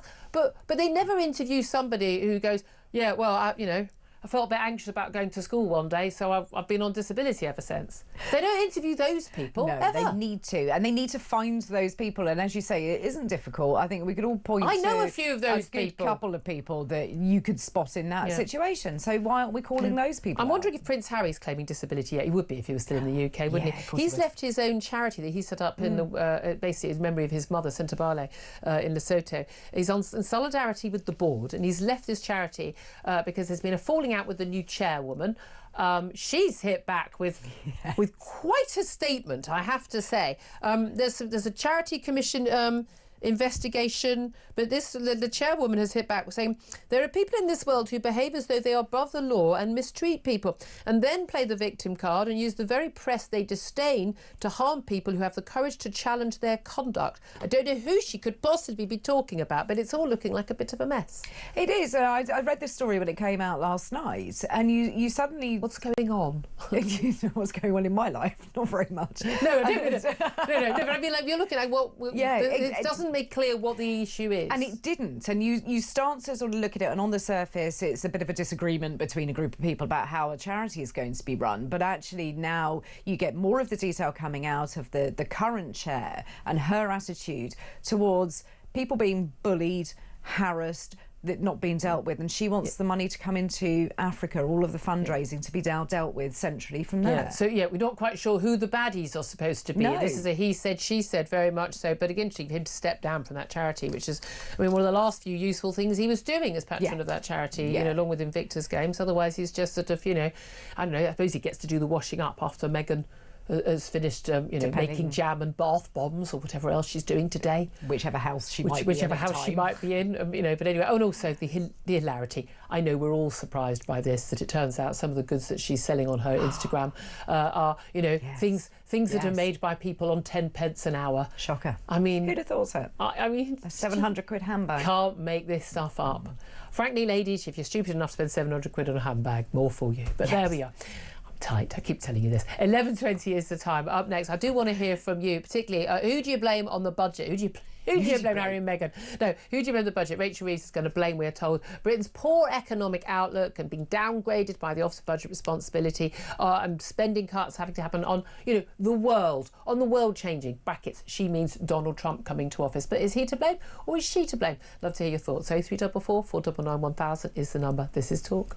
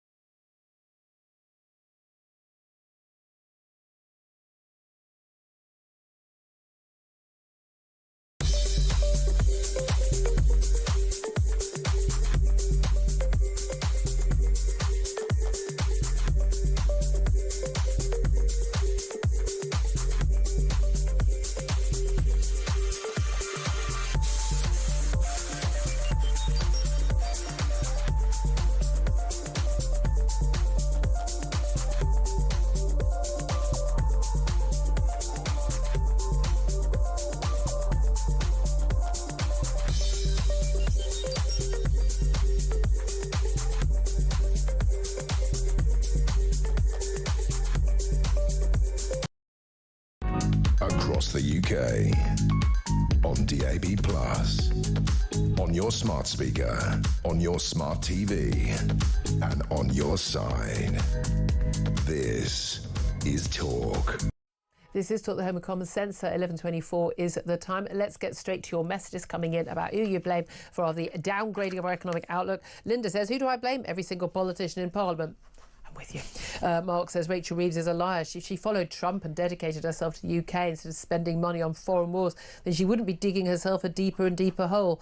Again, not a foreign war, it's a European war. We live in Europe. But anyway, Jonathan says Rachel from Accounts and Keir Starmer are to blame. They're totally out of their depth. Rachel and Angela are always blaming the Conservatives, but still handing out millions of pounds to other countries and to illegal migrants at the cost to us taxpayers. Nicholas says simply them. All of them. Past, present and future. It's a fair summary. Let's go to the calls. 0344 499 1000. Who do you blame and why for our economic outlook being so gloomy? Adam is in Nottingham. Hello, Adam. Hello. I just wanted to say, like I said, I'm no expert or anything, but it's all right. Neither is Rachel. But the bottom line, if you want to blame somebody, can I ask, what about the British people themselves? And I include myself in that. Why? For letting this happen, for voting this in. And even before Labour, letting the Conservatives, bring us down. When you say letting, I mean, people elected government. I mean, often what we've done is we've elected a government, voted for parties that promised to do X and then have done Y. Exactly, and they're promising and they're not doing it, yet the people are doing nothing. Most people are sitting behind the computer diddling this and complaining that, and then they think they've done for the day. What should they do? Doesn't get anything done. What should people do? I'm from the past. I'm a bit old school, and I think a good old march does the trick. Do marches do the trick? I mean, I don't know when marches. I mean, I'm thinking, when has a march actually changed policy? I've gone on a couple in my time, but I'm not sure many of them do change policy. It's more visual. I mean, a lot of all this complaining and all this and that is all done behind closed doors. You don't see any faces. Yeah. And I think a march would definitely show, especially in volume, show the people fed up. If you had a huge number of people, I mean, that's, you think Turkey right now, people going out on the streets incredibly bravely, standing up against Erdogan and to his basically, preventing an opposition leader from standing an election against him because he's so popular. People actually on the streets, again, they're sort of fighting for sort of their, future of democracy as such as it still exists in their country. Do you think people will go out on the streets over the taxes going up or national insurance for employers going up? I think it will. I think they will, but it would be sheerly for people to get up off their bum. It would be sheerly out of desperation and absolutely, completely fed up with the fact that their children are going to get no future in this country. Yeah, there is that. Nothing left for them. Yeah, the worst thing that people do when they get disillusioned with politicians, the thing I really, really hate is when they go, I'm not going to bother voting anymore. That is the worst thing. If everyone actually voted, we would see that's one of the key things what happened with Brexit and that referendum. Loads of people voted who had never voted before, and that's why we got that change. Adam, I appreciate your call, and I do understand. Just to let you know, it's terribly exciting. Rachel Reeves has left Number 11. There's none of that holding of the red box nonsense going on. It's not a budget today. It's a spring statement. It's only going to last about half an hour, we hope. Let's go to Andrew, who's in Hertfordshire. Hello, Andrew. How are you? Really good. Great to see your voice has recovered. Sort of. That's right. I haven't got much time. I'm just about to put some bath bombs together. Have you had some homemade jam on toast, Meghan style? Yeah. I'll just get some hundreds and thousands. Can I clarify for the children this morning? Did you arrange 20 quid's worth of fruit in a rainbow style? Oh, good God, yes. I mean, it just starts the day so well. I'm loving this call, Andrew. Right, come on, let's get back to the spring statement. Who do you blame? Yeah, the thing that killed it stone dead, cause and effect, was the national insurance hike. Yeah. If at that moment, remember, Trump wasn't in power then, you're straight in the door, you're saying that there's a hole, so you could have gone for growth. And the way to go for growth was to cut that by 3 points and take it off of the benefits bill or something like that. That is the thing. Talking down the economy, that was bad. But then actually doing that and killing it stone dead, because my wife's employer emailed all the employees and said, as a result of that announcement, £1,000 that would have been your pay rise next year, we're taking that out now. We have to do that. Yep. So, and then you've talked very intelligently about planning and economic planning. Nobody can actually run their business to report to the shareholders, deliver value when you've got that sort of hike in the business. You have to forecast for it. Yeah. And that's what's killed the economy. And this is the key thing, is that when you've got people who have never run a business, not worked in the private sector at a proper level, that they simply don't understand how people who run businesses, whether you are, the local builder who's got a couple of lads working for him, or whether you're a nail salon, or whether you're running you've got 100 people on your payroll, or 20,000 on your payroll, that those tiny little percentage point differences, or lowering the threshold, that was a key part of it, lowering the threshold, at which point you start paying national insurance, employer contributions, that adds up to thousands of pounds per employee. Yeah, but it kills the real business, which is small to medium and small business, and also owner-driver businesses. A mate of mine runs a pub. That movement from 9,000 to 5,000 on national insurance, that means that the two mums, one works in the kitchen, one works some hours during the week. Because of that, they don't employ them anymore. They've got to find something else. Because and they're doing more shifts. So he does a couple of shifts now in the kitchen, and his wife does the 2 evenings. So that and those two people now are economically inactive. Yep. How's that working out? Oh no, it's so basic, and that will have been played out, in every business across the country. And it seems to me to be, that most of the Labour haven't got a clue about this. They really, really don't. Bearing in mind, by the way, the Tories putting up national insurance, took it down, put it up. I mean, we've had chaos for the last few years. But Andrew, great call. Thank you very much indeed. You keep going with those bath bombs, because anyone coming to stay at your home will expect that from now on. Mind you, right now, the time is the right time to find out how you could be in with a chance of winning Oasis tickets at Wembley this summer, plus £10,000. How do you fancy winning tickets to the hottest gig of the century? Here at Talk, we're giving you the chance to bag yourself a pair of tickets to Oasis at Wembley this summer. Plus, we're giving away a whopping 10 grand and putting you up for the weekend in a London hotel.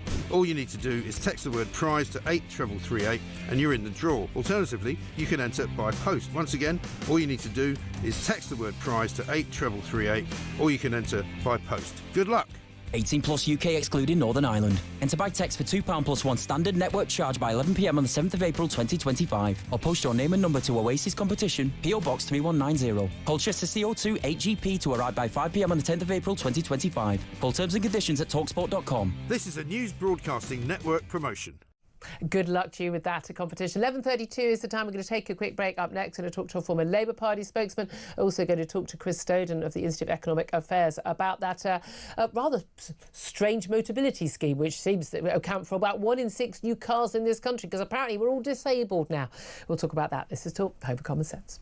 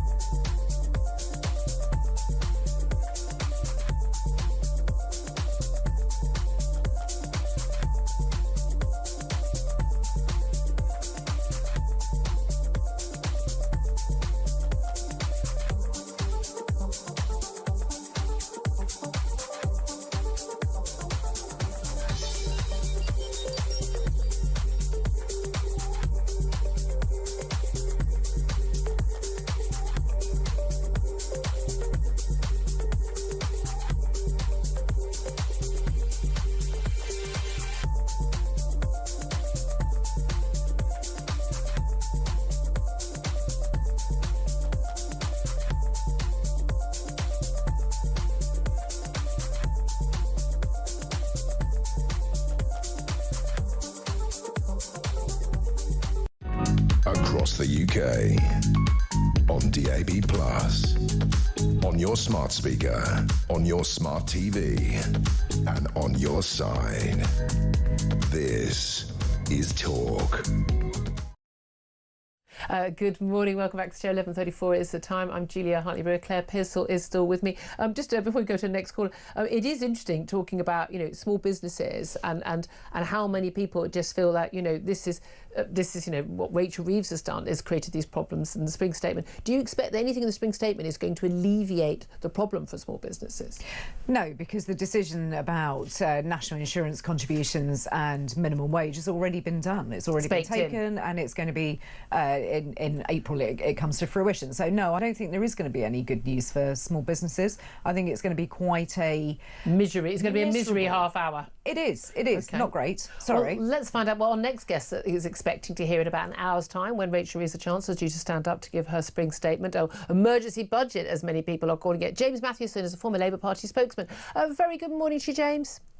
Good morning. Thank you very much for joining us. Now, we kind of know where you're coming from previous conversations, but also the fact you've written a joint letter, along with another commentator, to the Chancellor, asking her to rethink proposed cuts to welfare, and particularly to the personal independence payments for people with disability and incapacity.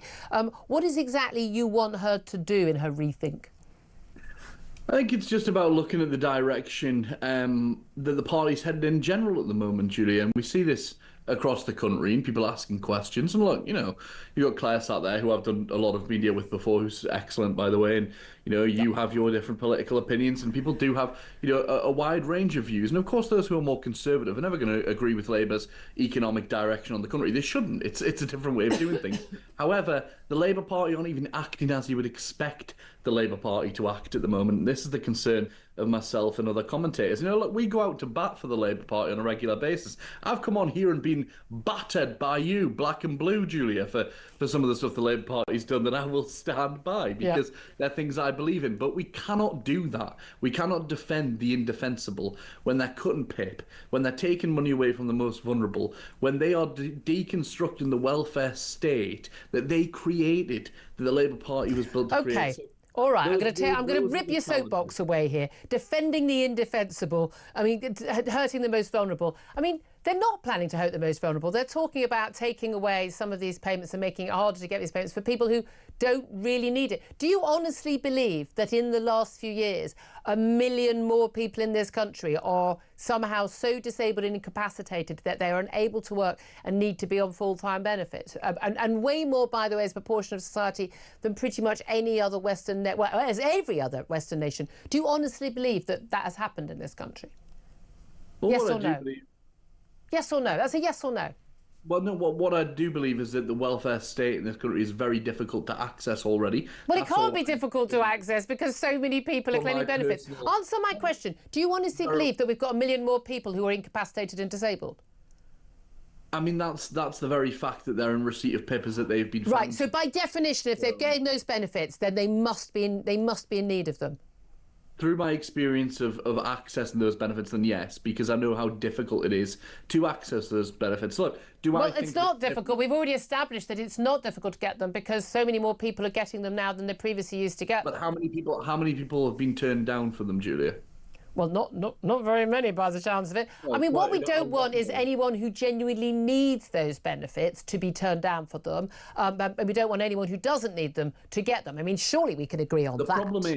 The problem is, as it stands at the moment, there are already people, I know people, there are people who, will know people who will listen to this show who've been refused welfare benefits, and they believe that people who are getting them, that there are people who are receiving them who aren't entitled to them or shouldn't be getting them in place of those people. Now, if you make it more difficult for everyone to access, then you make it more difficult for those people who are entitled to it. I see on a regular basis, when I worked for MPs in the northeast of England, we were trying to coach people through the PIP tribunal process because and citizens' advice has to do this as well. You've got coal miners, who can't make a fist with a hand because of, vibration, white finger or other industrial diseases.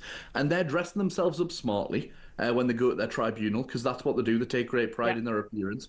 And they get there, and you know what those tribunals say? They turn around and say, "How did you manage to tie your tie?" Yeah, well, it took me 2 hours, but I did it eventually. It doesn't, exactly. No, I understand. I absolutely understand that. But the key thing is, and we've talked about it so many times on the show, I'm saying all right-thinking people want to make sure that we have a system. Clearly, it needs reform because there are people who aren't getting it who need it, and there are people who are getting it who don't need it. Yeah. Clearly, that's the case. I don't believe, and I'm sure you don't believe, we've got 1 million more people in this country and a much higher proportion of people in this country who are in need of disability and capacity benefits than any other Western country. We are not. When I go to France or I go to Italy or America, I'm not walking around going, God, these people look so much healthier than everyone here in Britain, other than the tan. We're not having people crawling along the road here because we've got so many disabled people. It's a nonsense. There are clearly an awful lot of people who are either taking the mick, who are defrauding the state, or are people who actually a better way of helping them would be to help them into work rather than writing them off and putting them on the disability benefits for life. The difficulty with that is, Julia, that PIP is not about work. You could be in full-time work and be in receipt of PIP. Yes, but only 1 in 6 people on PIP are in full-time, are in work at all, let alone full-time. And I believe that is due to the state of our employment in this country, because employers don't make it easy, for people to be in work. It is difficult. Really, I mean, people can work from home doing loads of jobs now. Would that not make it easier for someone who was either, agoraphobic, anxious, depressed, or with a physical disability to be able to work? If you have the skill set that applies to those jobs that can be done from home, then great. That's great for you. Answering a phone is a lot of it. Working in a call centre. Yeah, but those jobs, I mean, you look for them. I mean, a lot of call centres now don't allow you to work from home. A lot of my pals who are in call centres have all been called back into the call centre, because otherwise the call centre doesn't exist. Yeah, but by the way, they were working from home for a long time. Look, I think we can look. There will be people who are going to be on the wrong side of this debate either way. But you're saying Labour's not acting as we expected a Labour Party to act. I mean, to a certain extent, Labour's done exactly what we expected the Labour Party to do. Growing the state, putting taxes up on small businesses, not understanding basic economics. What do you make of the expectation that, and certainly based on what Rachel Reeves has already said and other government ministers are saying, that these spending cuts that we're going to hear about today, £15 billion we're told, including we expect an extra £500 million on welfare cuts, and this is all basically due to, the world has changed. Somehow, the world has changed, things have changed. The only thing that's really changed, of course, is the impact of the budget from October and those 40 billion in tax rises announced by the Chancellor, and B, Donald Trump going into office. Who's to blame the most for that? I mean, you're right. Those are the things that have changed. But I think the real difficulty here is the self-imposed fiscal rules that Rachel Reeves has made for herself, and she's not given herself the wiggle room. And I get it. Look, I get that she wants to be the Chancellor who, brings down the deficit and gets us into the green and, all those statistics, and she can show the charts and she can stand by them and be like, that's my legacy, that's my achievement. It's fantastic, right? Do you think, Gladys, who lives next door to me, cares about that really right now? Because the situation we're in cost of living wise, people want to see the impact on their lives. Yeah, exactly. And it's going to come down to that. But the Office of Budget Responsibility and other forecasters are pointing out that actually we're going to be poorer. We're going to be worse off. I think it's supposed to be about 1,400 a person by the end of this decade, based on where we're going, the downgrade of economics. But you say these are her self-imposed fiscal rules. They're not self-imposed. They're imposed by the bond markets, the gilt markets. At the end of the day, the international markets will decide whether or not you can carry on borrowing. And when we're spending £100 billion a year paying the interest on our debt, not even paying off a penny of the debt, then I'm afraid there's a limit to what you can borrow. There is a limit, of course there is. But the way that... Well, then they're not her self-imposed fiscal rules, then, are they? No, but the way that she can do that and the way she can move things around, she has boxed herself in, and it was done during the election as well, with the kind of commitment to the triple lock on taxes with the working people, various things like that were made in haste, I think, and there was this desperation. It was always going to be Labour's downfall. Was this desperation to prove credibility on the economy? How's that worked out for you? It has haunted the Labour Party consistently, on doorsteps across the country. All we heard was, you crash the economy, you crash the economy. I believe that was an expert bit of spin by David Cameron and George Osborne in the austerity. But this is the thing. The economy crashed on Gordon Brown's watch a few years after he said we've ended boom and bust. It was partly down to the fact that he helped push, not just in Britain but around the world, deregulation of banking, which allowed that to happen and to happen at such a great impact. But equally, the Tories had to pick up the mess from that. But equally, you're picking up a lot of the mess from what has happened in terms of lockdown policies, which have put us in dire financial straits, which Labour pushed for just as much, in fact, harder for. And of course, the Ukraine war, which again has a massive impact on us, and partly because of just world events, partly also because of our mad net zero policies, again, pushed by Tories, but massively supported and pushed on further by Labour, which have meant that we're more vulnerable to these impacts. I mean, a lot of us would just be sitting there going, a plague on all your houses. You're all utterly useless at all of it. That's my worry. That is my worry, Julia. Because honestly, you're absolutely right. What happens, and we've got a younger generation coming up now. It has always been assumed that younger people, right, are more left-wing, that they're more progressive, right? That's not what we're seeing with younger generations at the moment, and I have huge concerns about this. The progressive values that I care about, that you and I, have differences in opinion on, but those values you think you're progressive. You think you're progressive, right, but... Well, look, whatever you want to call it, we have differences in opinion, don't we, right, on how we do things. So the way that I would like to see things done is in jeopardy because of the very fact that the Labour Party is allowing itself economically to be kind of, undistinguishable from the Tories. Yeah. And if that happens... But the main criticism from Tory voters who either didn't vote Tory at the last election, or in fact a lot of them who did, and who then went to vote Reform, was that people felt they'd voted for a Tory government and got Labour light. And this time round, you're saying as a Labour supporter, we voted for a Labour government, we've got Tory light. And when people talk about the Uni Party, I just want to ask you, I know one of Labour policies, which I completely disagree with, is to allow voting in elections for 16 and 17-year-olds, even though they're children. You can't buy a pint, you can't do virtually anything illegally, but you're allowed to vote and decide on the government for this country. But do you think that, given that the latest poll has showed something like 30% of 16 to 17-year-olds would vote for the Reform Party, and again, we've seen this move in Europe as well, where young people moving to the right. Do you think that will put Labour off making that change? It should. Because fundamentally, it was always about fixing the vote, wasn't it? Trying to get more people who vote for you. That you and I know. Look, I'm not here to represent the Labour Party. I can say what I want now.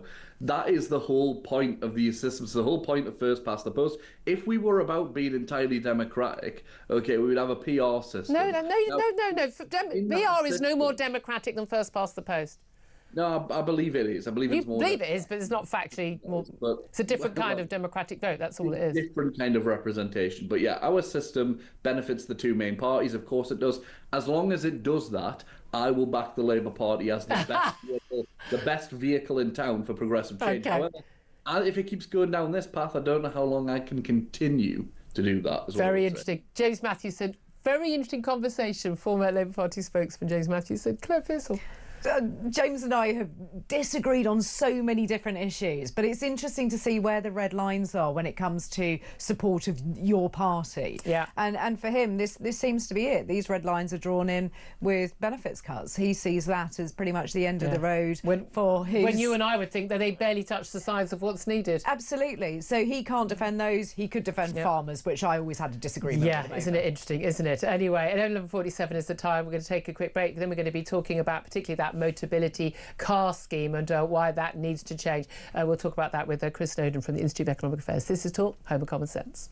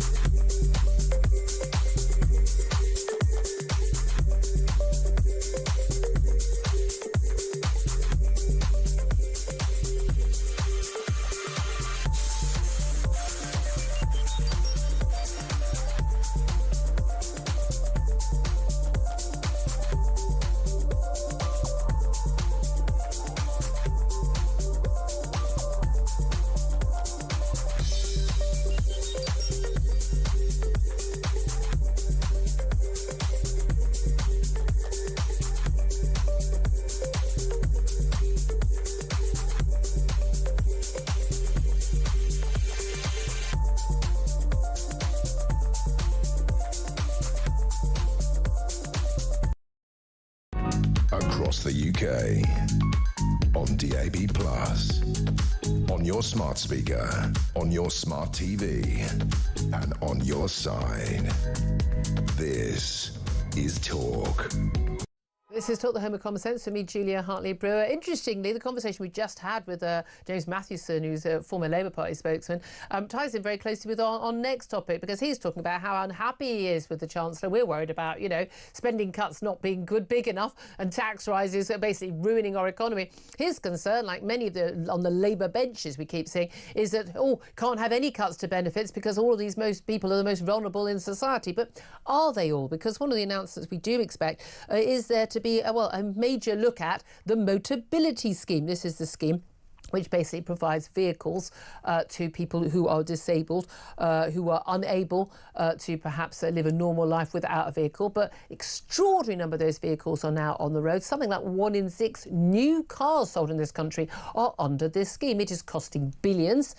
And it's costing you and me. Well, let's talk about this with Chris Snowdon. He's head of lifestyle economics at the Institute of Economic Affairs, the free market think tank. Good morning to you, Chris. Morning, Julia. Thank you for joining us. We are being asked to believe, are we not, that huge numbers of people in this country, way more than there were, say, 5-10 years ago, and certainly way more than any other Western nation, have such incapacitated ability to work and are so disabled they cannot possibly go to work and must be on personal dependence payments to not work. And by the way, most of those people don't work, and only 1 in 6 do work part-time or not. But they also must apparently be eligible for a car. Huge numbers of people are now eligible for this Motability scheme. Explain how it works and how many people are actually getting them. Well, this is another well-meaning scheme that has turned into a racket as word gets around about what you need to say and do in order to take advantage of the benefit system. So we have over 9 million people who are of working age but economically inactive. It is one of the major problems for the economy, possibly you could argue the biggest problem facing the economy, because they're not only taking out a lot of money from the welfare system, they're not paying any tax, and they could be. And we don't know how many people legitimately could work. But when you have people going on, as they have been last week or two, talking about, the most vulnerable people, it's a kind of bleeding stump strategy, as they call it. You focus on the hard cases who genuinely do deserve support to distract attention from all the people who are ripping off the system. But most people can see, probably just knowing people down their street, that the system is being massively exploited. We've got to stop being naive about this and clamp down. I don't think we should be clamping down on the rate of benefits. I think actually benefits should be going up in line with inflation. Yes. We need to crack down on... I thought that was the strangest thing. That was something that Rachel Reeves was looking at. Like, why would you cut the rate? People, these benefits barely touch the sides for a lot of people. It might be, someone get 8 or 9 grand if you're on the maximum of PIP, which sounds, is nothing compared to most people's bills. But of course, a lot of those people will also be eligible for, the housing benefit and this benefit, the council tax discount and this discount, and the car, and actually an awful lot of the outgoings a lot of people have, they don't have to pay for. But the Motability scheme, I mean, that I think we can all understand. If someone is, physically disabled and they cannot live anything close to a normal life without a car and they can't afford one themselves, then it would seem perfectly reasonable. But these cars routinely now to people who are claiming a mental health disability, even a learning disability like autism or ADHD, and even to people who are on, bizarrely, high incomes. Yeah, I was pretty much unaware of this scam until a few weeks ago. And I happened, on the day I was reading about it, I happened to be down the pub and I mentioned it to somebody almost at random. And immediately he came back and said, yeah, my mate's son, who's 17, got autism. He's just picked up the cars to his Audi A1 this week. What? So whether that shows you the scale, I don't know, but it seemed a bit of a coincidence. And no shame attached to it as well. I shouldn't have thought so. No. I mean, but that's one of the key things, isn't it? Not that people should be ashamed if they need something, but people kind of playing the system and like, you're the mug for not playing the system. But this thing, I think most of us simply can't work out. I don't know why someone with autism or ADHD would need to have a free car. And it's not just a free car. I mean, people have to put down a deposit, don't they? And you can, it's famous, you can put down 7 grand and get a top of the range Beamer or something. But you also get, your MOT, you get your tax, you get your insurance. It can be licensed for up to 2 other drivers, so carers can drive you. I mean, they'll pay for repairs, you name it. I mean, these are huge costs for ordinary households. It's a cushy deal, whichever way you slice it.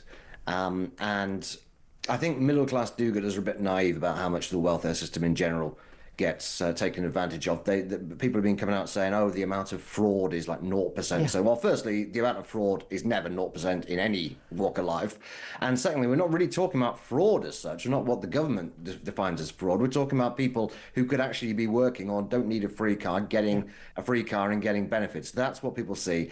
And it's difficult with things like autism and ADHD, because, again, you can always find really extreme cases of somebody who just like cannot go on public transport or something.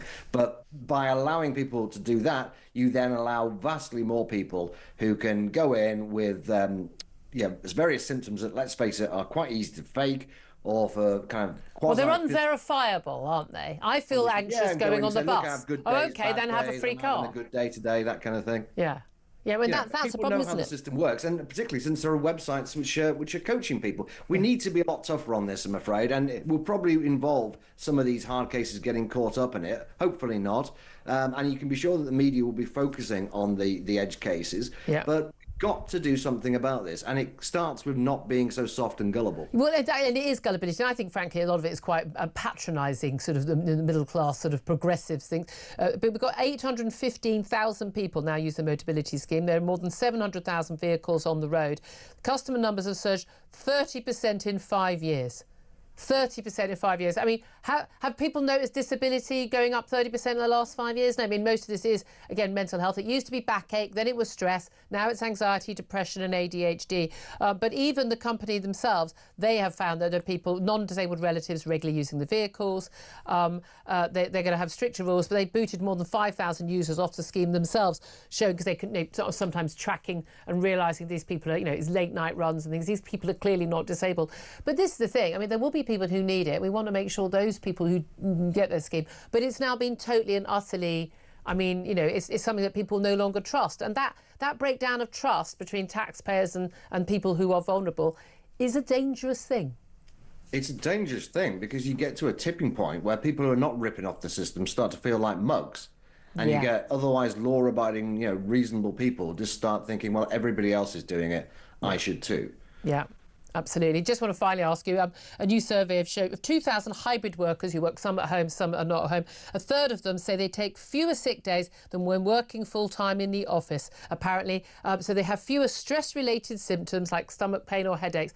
I mean, what a surprise, because you can get away with, you're not having to do the journey into work, and you can get away with it at home because no one will notice. I mean, what a surprise. So apparently it's better if everyone works from home all the time, as far as I can tell.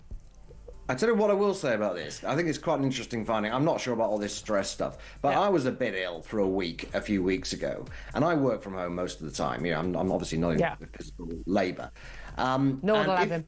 If I had an office job doing what I do, I would have been out of the office for 3 or 4 days because I wasn't ill enough. Wasn't well. So it did work in that scenario. But being ill, I could actually do quite a bit of work because it's not often you're that ill that you can't do anything. Yeah, but there's a trade-off, isn't it? But I never trust these self-reported surveys. I'm going to get Claire Purcell's thoughts on that in just a few moments. Chris Snowden, thank you very much for joining us. He's at the Institute of Economic Affairs. Up next, going to talk to Lord Frost about what we can expect from that spring statement coming up in just half an hour's time. This is Talk, the home of common sense.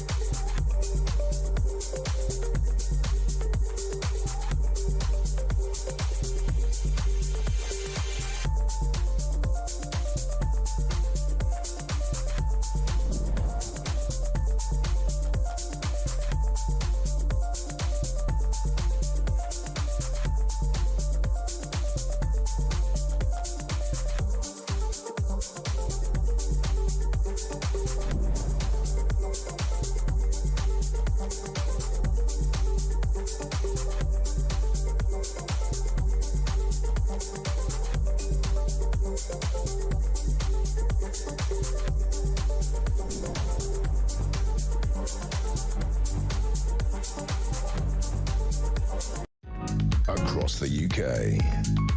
On DAB+, on your smart speaker, on your smart TV, and on your side. This is Talk.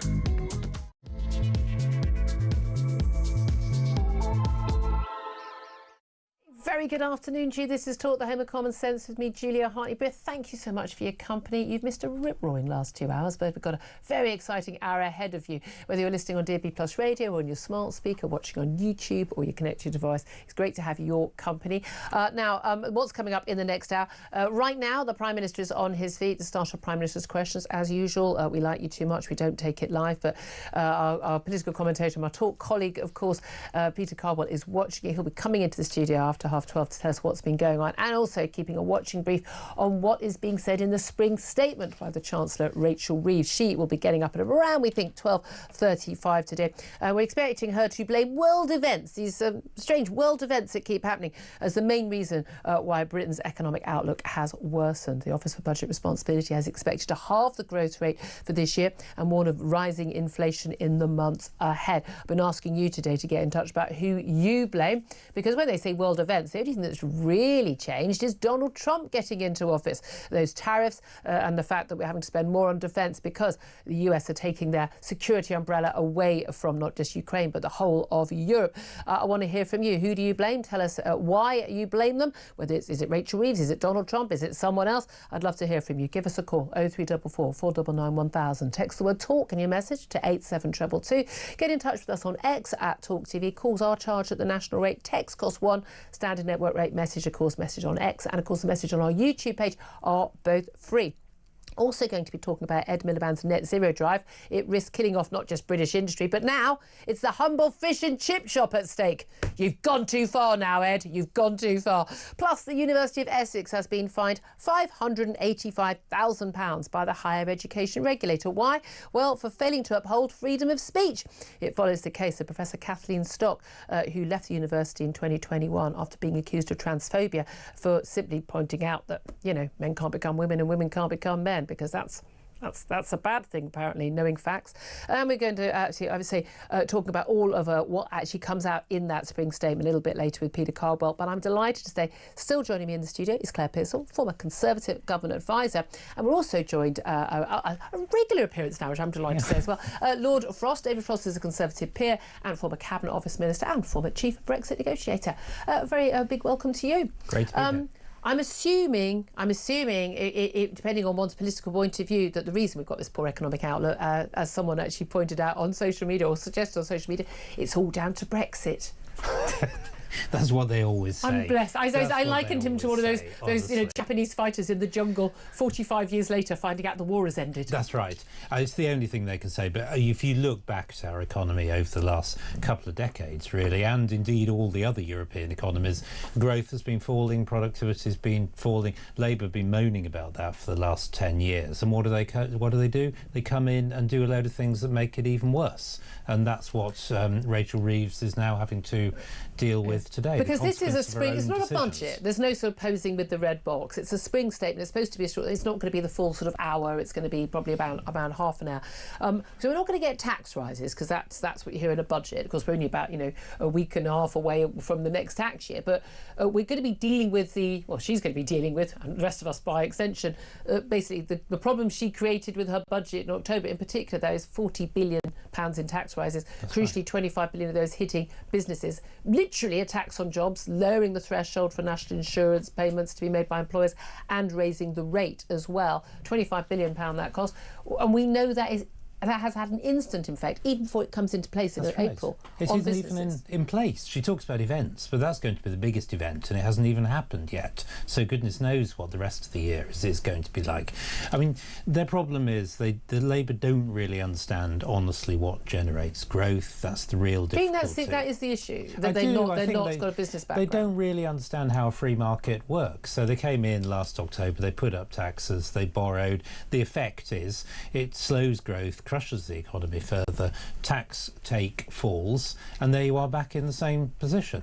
The OBR said last month the deficit was 15 billion bigger than they predicted in October. That's their black hole. It's all down to their work, and that's why Rachel Reeves got to find all these savings. Yeah. It's her own fault for slowing growth. They said that they got elected. They were, growth was their number one priority, and we're going to see that downgrading of growth by the Office of Budget Responsibility. Again, as you pointed out, it has been sluggish for many, many years. What do you put that down to? Because I'm not sure we can blame Donald Trump or the Ukraine war, Vladimir Putin, or even the national insurance rise for the fact that we have been living in a sluggish economy where, nothing really works very well, but we're paying higher and higher taxes and getting worse and worse public services.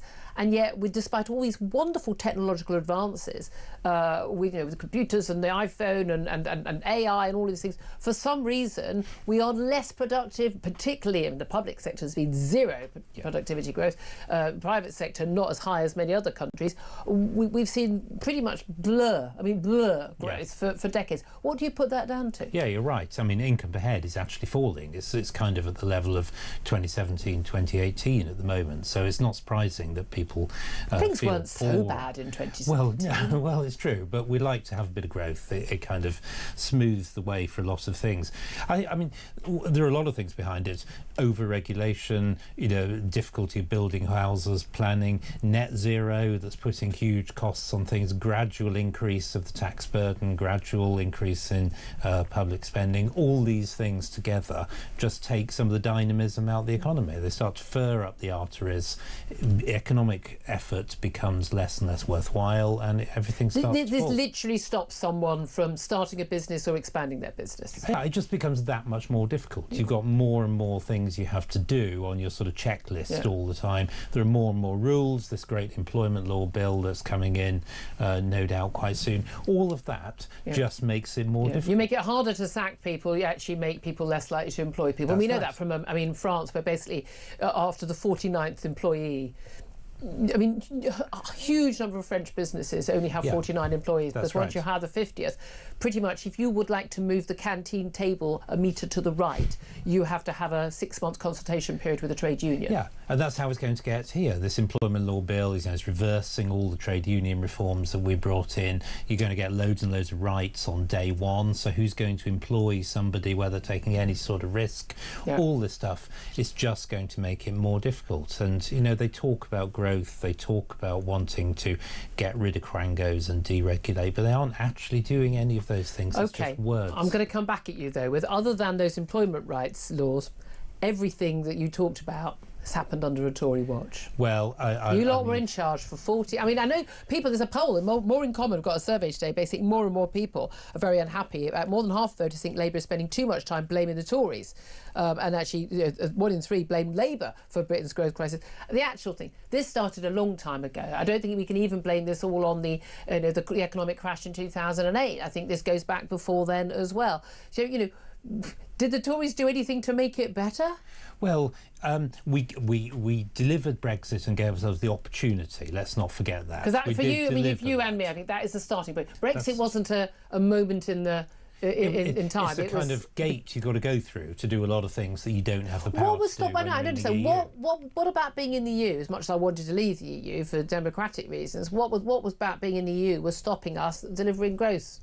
Having sensible policies. We've chosen to do things that kind of go with the grain of the EU rather than anything different. But we've done that since too. Yeah, we couldn't. We couldn't change deregulate employment law. It's difficult to change environment and planning law. The restrictions on VAT. There are all kinds of things that just kind of tie your hands. But we've barely made any of those changes. No, since. Exactly. So you're absolutely right to say, in many ways, the Conservative government didn't do what it should have, and I personally obviously have been very critical of that for quite some time. But you're right. The Renters Reform Bill, football regulator, the smoking ban, all these sorts of things. They're Conservative bills by origin. They're worse under Labour, but we came up with the idea. Yeah, I mean, well done. Yeah, I mean, I know. And I mean, this is the thing. It is. I think it's a fair criticism of Labour, but again, because we've got lots of Labour people. We had a Labour guest on a little bit earlier. Point, actually being critical of Labour going too far with cuts, which when most of us know that we know the polling shows that most people cuts aren't going far enough. But what people want, whenever they are polled, is they'll say things like, "Oh, well, I don't want spending cuts. I'd rather have tax rises." What they mean is tax rises on someone over there, those rich people over there, not me or anyone I know. Right. When they want spending cuts, but spending cuts on things, on services I don't use, on other people over there. Do we get, I mean, as one of our callers pointed out earlier, a lot of this is our fault. That actually, we put up with governments doing the opposite of what we, basically mandated them to do, things like immigration and issues like that. And as I've always said, we get the politicians we deserve. We demand that a party says we won't raise this or that tax. And then we put them in a position where they then basically lie to us, because you can't get elected unless you lie. No party is going to get elected saying, you know what, the country is in an abject mess. We're going to have to massively slash spending. We'll probably, to get investment going, have to raise taxes to do a lot of that as well. But this is what and it's going to have to be on everybody, not just on the rich over there.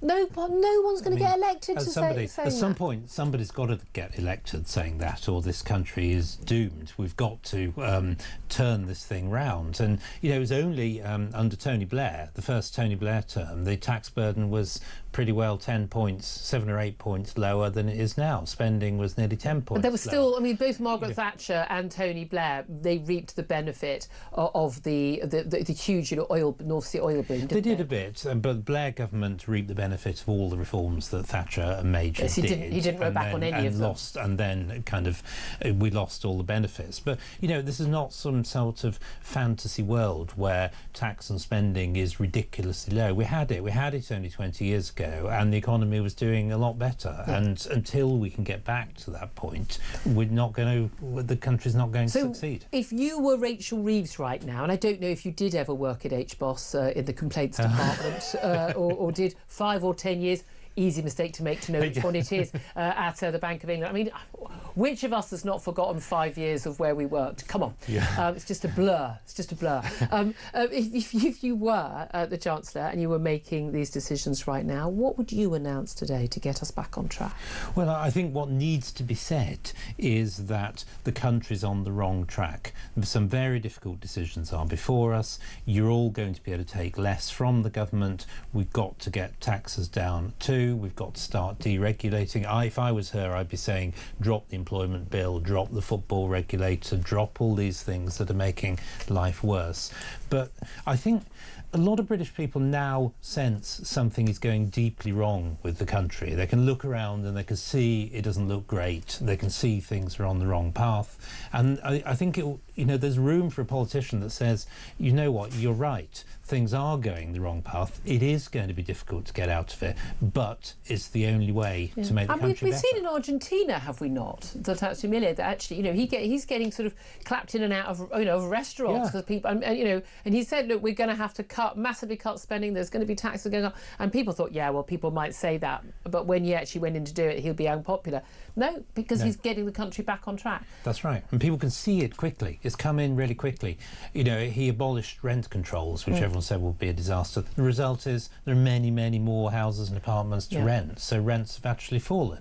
So, you just got to let the market work. These things do work. Lots of experience tells us it works. It is strange. Again, you've been a wonderful advocate, for free speech as well, and you've been writing about a lot of issues, in my view.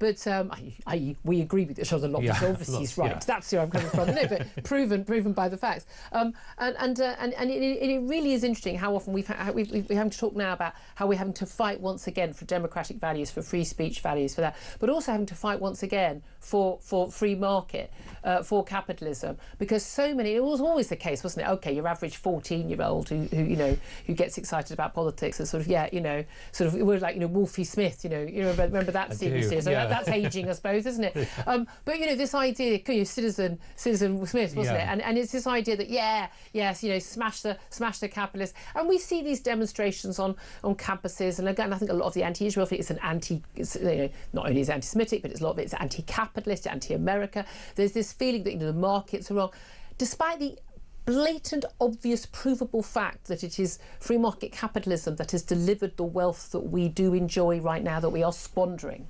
Yeah, I mean, a lot of people seem to believe that we've been living through some sort of kind of neoliberal free market madness in the last 20 years, and that capitalism is to blame for all our problems, whereas in fact it's collectivism that's created most of the problems. Now, to be fair, you know, a lot of people under 40 haven't had much out of the British economy in the last 20 years, and I can see why. Can't buy a house, why massive in debt from student they're debts. fed up.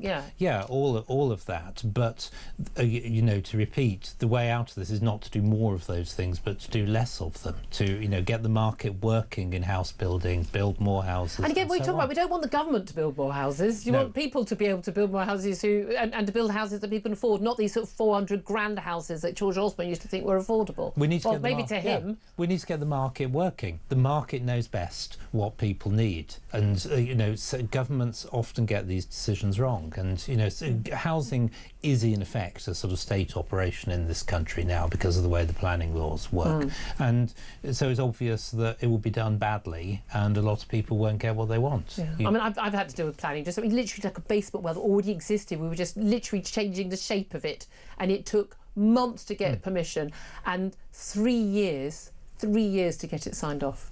And I paid 1,500 quid to the local council. I got one visit after 3 years to get it signed off, so I could actually have it in my paperwork that it's been signed off. Yeah. I mean, and that's for a basement well that's about the size of this table. Yes. I mean, God knows how you cope when you're trying to do a new housing development. Well, that's right. You know, planning. You know, the effect of planning controls is that land prices are extremely high. If you got planning permission, therefore people cut corners on building the houses. That's why we've got some of the most sort of unpleasant-looking, smallest housing in Europe, because anything will sell because the pressure is bad. You've got to let the market work. Look at all the great houses we built in this country in the 20s and 30s when it was much freer. Those are the houses people want to buy now if they could get the chance. We've got to get back to this, but we're a long way from it. Well, we're not going to get back to building anything if we're under net zero. Just finally, I want to talk about that because that is always the huge, big Ed Miliband-shaped elephant in the room, isn't it? Although, again, I mean, most of the Tory party officially signed up to that. And interesting to hear Kemi Badenoch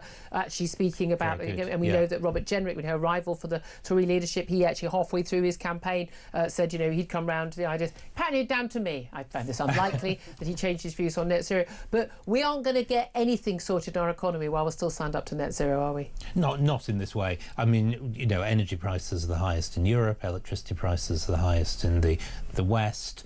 Industry is leaving the country, costs are being driven up for everybody. Happy Wednesday, everybody. I mean, I can see, it's interesting that even some Labour MPs now are beginning to sort of show a bit of disquiet. The Red Wall MPs realise the reality of this is, you know, reality will out. It's just a question of how long it takes for this government. Do we not need to just have sort of, I mean, again, I include Rachel Reeves in this, just a kind of an economics lesson, economics 101, some basic stuff about how things work and what things cost. I mean, every time I've tackled a Labour MP or a Tory MP about the cost of net zero, and again, they don't even know the difference between energy or electricity. They talk about these policies. They don't know what percentage of our energy use is fossil fuels currently. They don't know even the most basic facts. And yet they propagate. Surely we should expect that everybody, you know, before you're allowed to even vote on this stuff, can we establish that you have a vague understanding of what you're going to be voting on?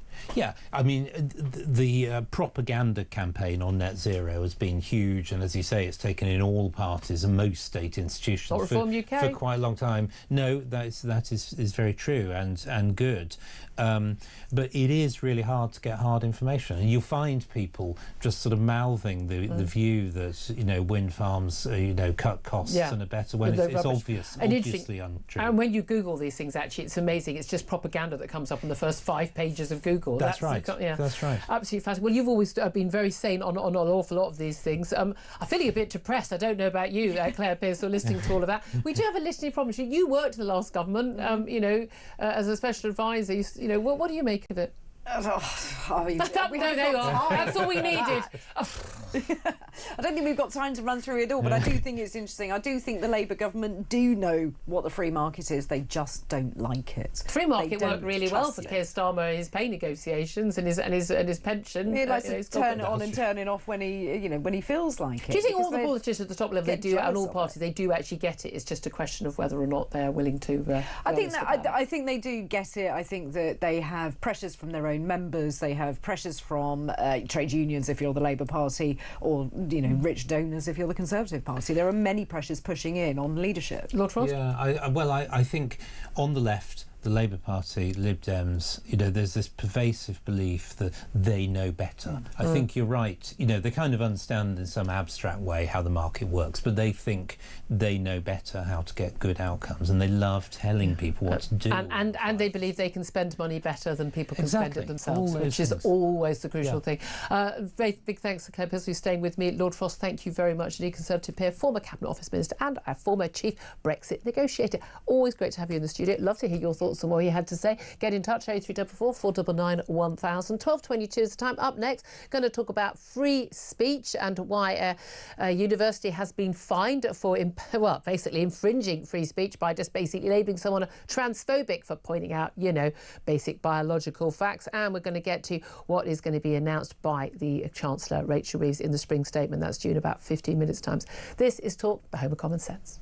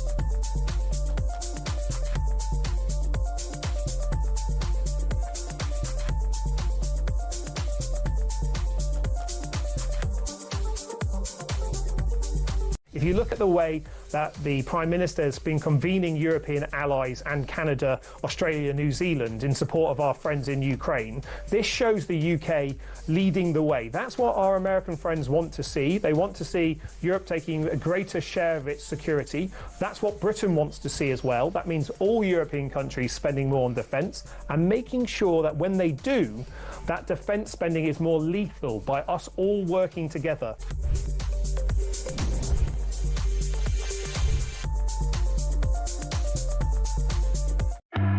Across the UK, on DAB+, on your smart speaker, on your smart TV, and on your side. This is Talk.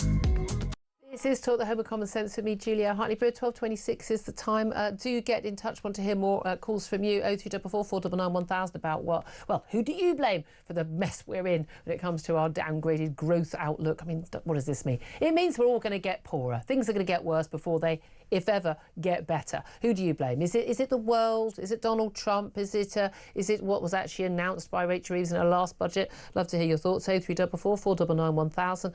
Calls are charged at the national rate. You can also text on 87222. That's the standard network rate message cost for that. And of course, free on Twitter, on X, Talk TV, and of course on our YouTube page as well. Right now, though, let's talk about what's definitely not free, and that is speech an awful lot of times on our university campuses. Unless, of course, you're being absolutely violently, virulently, threateningly anti-Semitic, when apparently you definitely do have a right to free speech, because our universities are, like in America, utterly messed up on this. But the University of Sussex has been fined a record £585,000 over allegations they failed to uphold free speech and academic freedom. Well, it's not allegations, they absolutely didn't uphold it. This relates to Kathleen Stock. She's a philosophy professor who was accused of transphobia for simply stating quite clearly and perfectly reasonably her views on sex and gender, i.e. that, of course, men can't become women and women can't become men, and trans women are not women, they are men. She was actually forced out of the university in 2021 after a 3-year campaign of absolutely outrageous bullying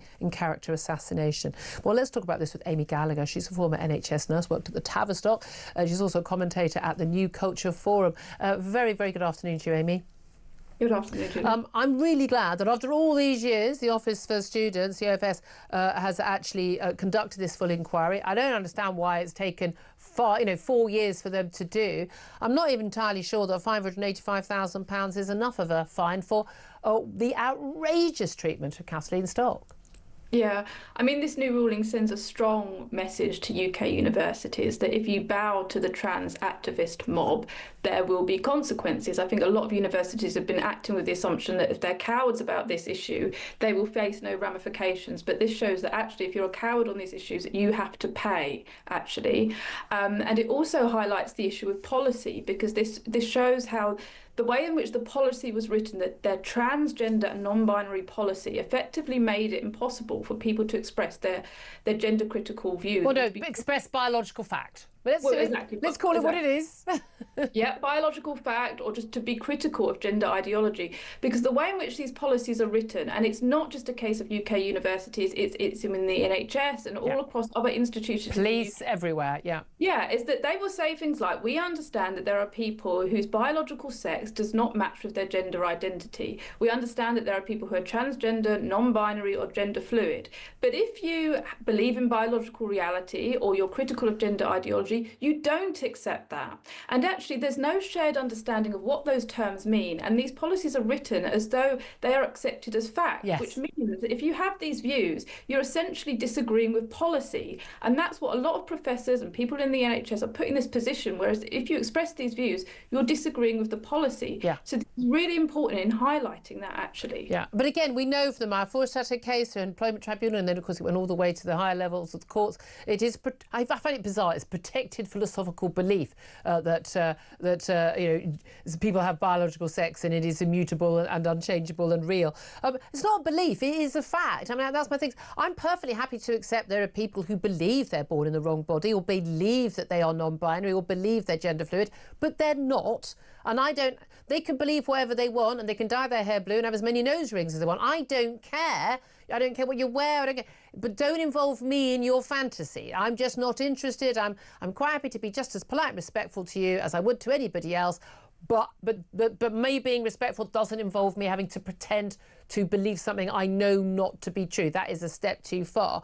And I know an awful lot of women like me, J.K. Rowling and others, and I'm pretty sure you as well, and Claire Pearson within the studio.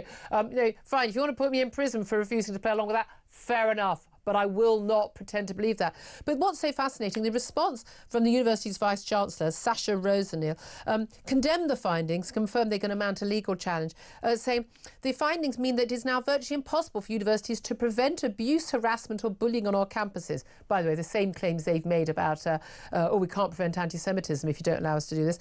It means universities cannot protect groups subject to harmful propaganda or determine that stereotyped assumptions should not be allowed upon in the university curriculum, and said the fine was wholly disproportionate, and said that free speech absolutism is as the fundamental, that the regulator had to create free speech absolutism as the fundamental principle for universities. But they're not talking about free speech absolutism as in someone could, you know, threaten to kill someone or say anything they want. We are simply, or be abusive. We're talking about someone being allowed to state men can't become women, women can't become men, and you're not, you can put a dress on, but it doesn't make you a woman biologically or in any other way. That's not free speech absolutism. No, of course not. This Vice-Chancellor's claim is absolutely ridiculous. The university still has to operate within the law. It's just saying, this new ruling is just saying all this extra stuff on top about transgenderism is infringing on other people's right to free speech. That's the point. Yeah. I mean, she's made some remarkable claims, this Vice-Chancellor. She's actually said, she's claimed, I mean, this is such a well-worn tactic. She's saying that this ruling is perpetuating the culture wars. They always say this. Yeah. It's not perpetuating. They started the culture wars. They wrote this policy that meant that people couldn't even express their basic facts that biological sex exists. Yeah. And then when people push back and say, actually, no, I've got an issue with this, like Catherine they're the baddies. Yeah. Yeah, they're the baddies. Catherine Stock is a very mild-mannered person. She's just essentially, you know, put this within the context of philosophy. She's not saying anything extreme, and yet just the fact that she has said that, she's perpetuating the culture. Yeah, and we know she's not the only one. She wasn't the first. She's not the last. People who, especially in academia, but across the board, civil service, police, NHS, everywhere, it's happening all the time. Non-stop tribunals, Free Speech Union, thankfully, often helping with a lot of these cases. But people, you know, basically being hounded out of their job. The bullying that she had to leave that university. The bullying was off the scale. Her route from her home to her office was just surrounded by jeering, very aggressive bullies, accusing her of something which she had not done, a transphobia, of being a bigot, posters up everywhere, being basically supported by the university authorities and her union in doing that, the harassment of it. It was absolutely outrageous what happened to her, and unless a woman would have cowed to that, and I'm very impressed that she didn't. But it is extraordinary. You know, we hear about like, oh, it's culture wars. I've yet to hear of a single trans person or a supporter of trans ideology who's been hounded out of their job, and yet it's happening on a daily basis to people who are simply standing up for not against trans people, but for women.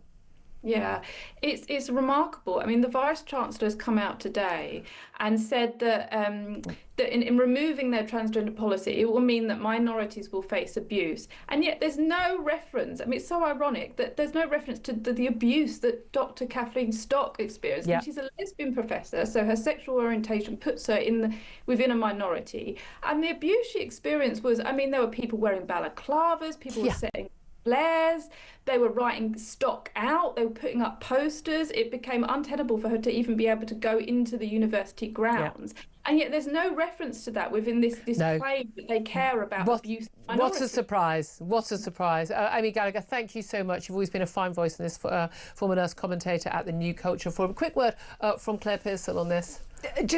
I hate the way that a university believes it has the right to shut down debate and conversation about subjects like this. It's very weird, isn't it? But also the idea that free speech involves people bullying and harassing a woman because a teacher because of her views. It's just extraordinary. Again, I'd love to hear from someone who's been hounded out because of their pro-trans views, because it never seems to happen. It seems to go the other way around only. I don't want them to be. I want people to want to debate. Here's the thing: the people shutting down the debate are always the people with the weakest arguments.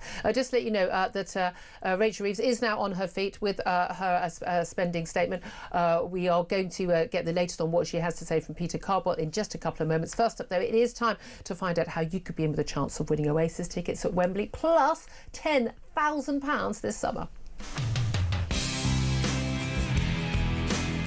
How'd you fancy winning tickets to the hottest gig of the century? Here at Talk, we're giving you the chance to bag yourself a pair of tickets to Oasis at Wembley this summer. Plus, we're giving away a whopping 10 grand and putting you up for the weekend in a London hotel.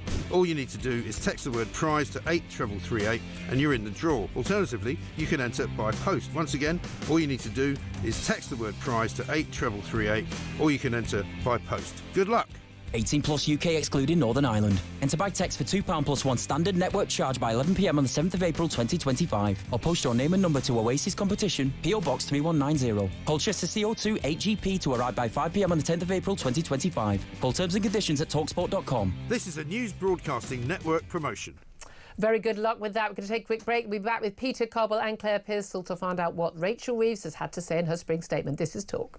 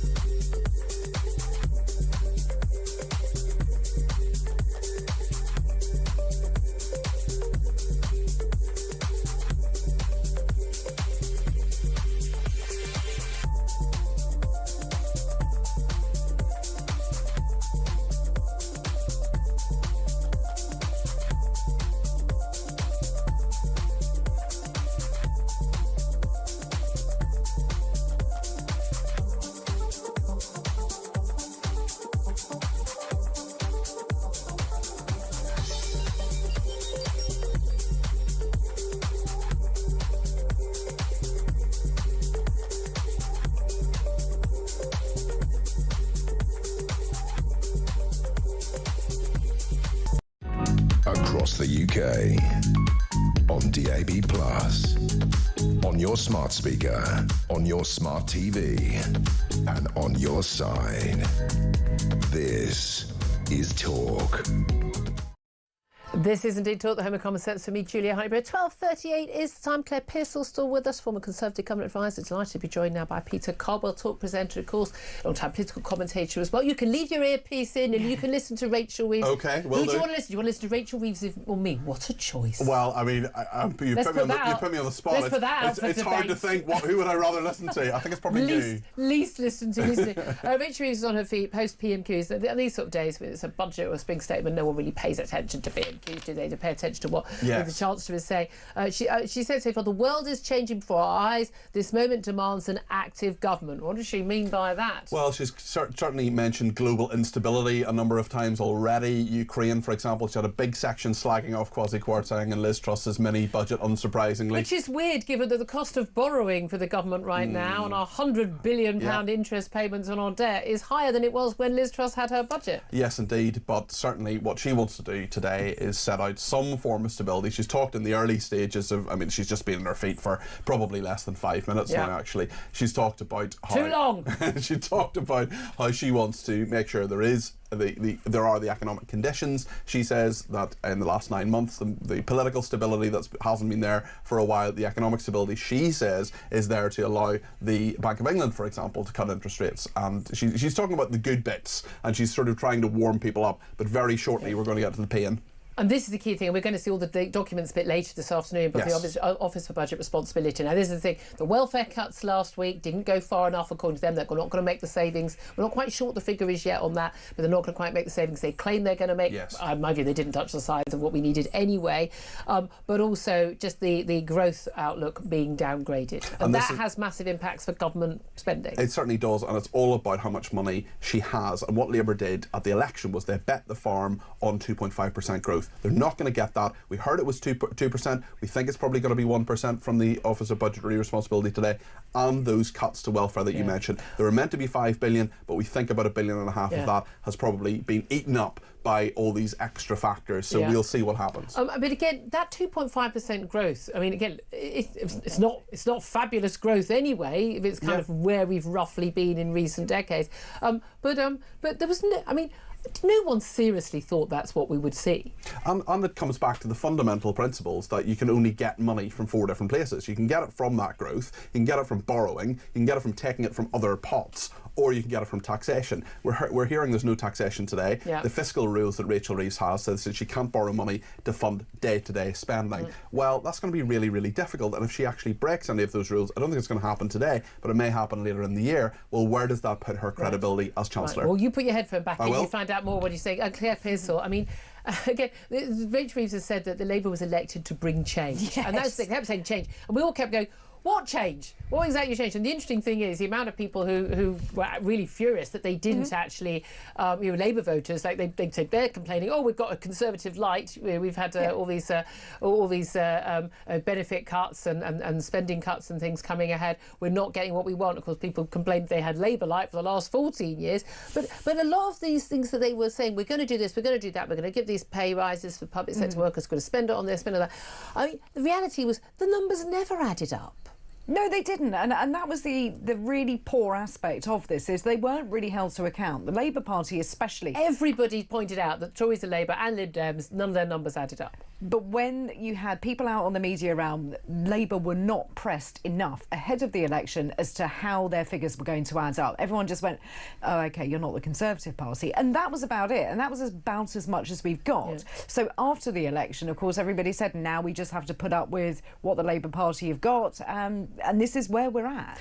Lots of people on the phones today talking about how we are, we've got a problem of trust, that people simply do not trust what these politicians say they're going to do. We talked also a little bit earlier about how, we expect them to lie to us. Would Labour have got elected if they said they were going to put up our national insurance as employees or our income tax or other things? Well, no, realistically, they may not have. But anyone paying attention knew that the numbers didn't add up. The key thing is what they've chosen to spend money on. So those pay rises for public sector workers, £40 billion of tax rises that we saw in October. And the key thing about that is that massively impacted small businesses, medium-sized business and big business, and those are the people who create growth. Do you think there is a fundamental lack of understanding, and I don't think it's just on the Labour benches, I think the Tory benches has been a big problem as well, of not actually understanding that growth comes from the private sector and not from the state? Fundamentally, the Labour Party don't like the private sector. It sees it as an enemy. Evil, bad. Yeah, and so they don't want to give any credence to the fact that if you invest in those kind of industries that allow small businesses to be able to prosper, then that economy will grow and more jobs will be created and money will flow through. But they don't like that because what they want is everything to be very fair and take the money from other people to pay themselves. Oh, yeah, everyone wants the money to come from other people. She said that she's sticking to her fiscal rules and she's got this £9.9 billion, terribly convenient £9.9 billion of space. But as we were discussing with the economist and Telegraph columnist Liam Halligan earlier, the fiscal rules aren't imposed by her. And so Labour people say, oh, you can drop those rules. They're kind of made up rules anyway. They're imposed by the market. And the cost of our brand, and I did this is staggering.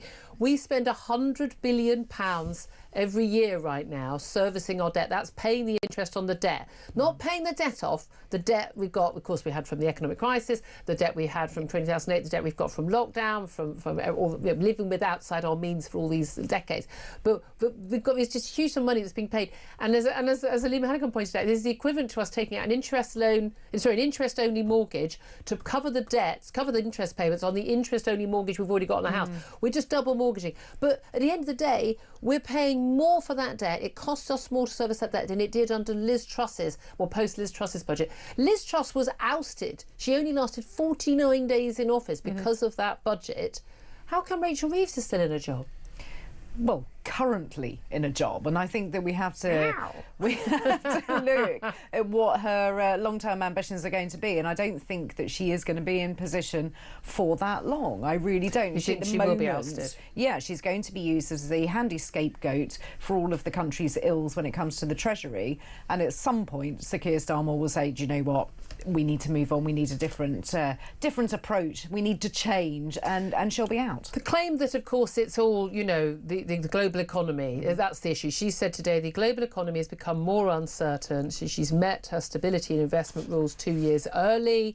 Now, I mean, the world has become more uncertain, but the global economy, but largely down to Trump. Now, it was interesting this morning, government ministers, including the Defence Secretary and others, going out of their way to not say it's because of Trump, saying, well, it's because of the Ukraine war. Well, I mean, fighting in the Ukraine war has been going on for 3+ years now, or whether it's down to, this or that in the economy. Well, we've been paying this much for this or that for years. The fundamental change has been there was a budget that put £40 billion of extra tax on that dampened down any growth and hopes and expectations. And Donald Trump got elected in November, came into office in January, and has basically we've got the tariff war, and B, which will impact us, not yet really, but it will, and B, the decision to remove that defence umbrella from Europe, and therefore meaning we're going to have to spend more on defence. When she says that's what's uncertain, those are the two things, and one of them was within her control. Absolutely, and it's quite interesting when it comes to the President of the United States, because we know full well what Labour's view of President Trump is. It's not a favourable one, but they now have to be so incredibly careful, because we do need to carve out deals for British steel and things like that when it comes to tariffs, and if they're not careful, they will damage the economy even further. OK, just so you know, the Office Budget Responsibility have estimated that Labour's cuts to the welfare budget will save £4.8 billion. We were told it was £5 billion, so she's got to find a bit of room. We're hearing so many different figures. When she says she reckons, and God bless her for thinking this, that the government's budget will move from a deficit of £36 billion this tax year, and it's going to move by 2029, by the time of the next election, to a budget surplus of £9.9 billion. I'm going to tell you this right now, it won't. There you go. 12:47 this time. I'm going to take a quick break. We're going to find out what Peter Carboy makes of what she's had to say so far. That's up next. This is Talk.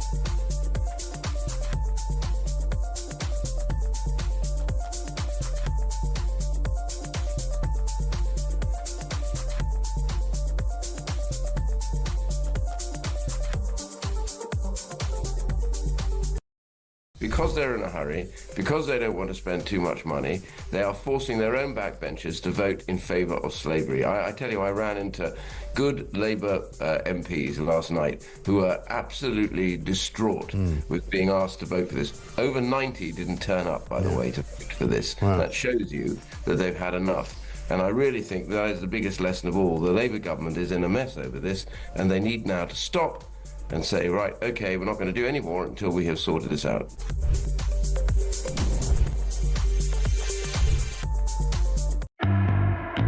Across the UK, on DAB+, on your smart speaker, on your smart TV, and on your side. This is Talk. Very good afternoon. Welcome back to the show. 12:51 is the time.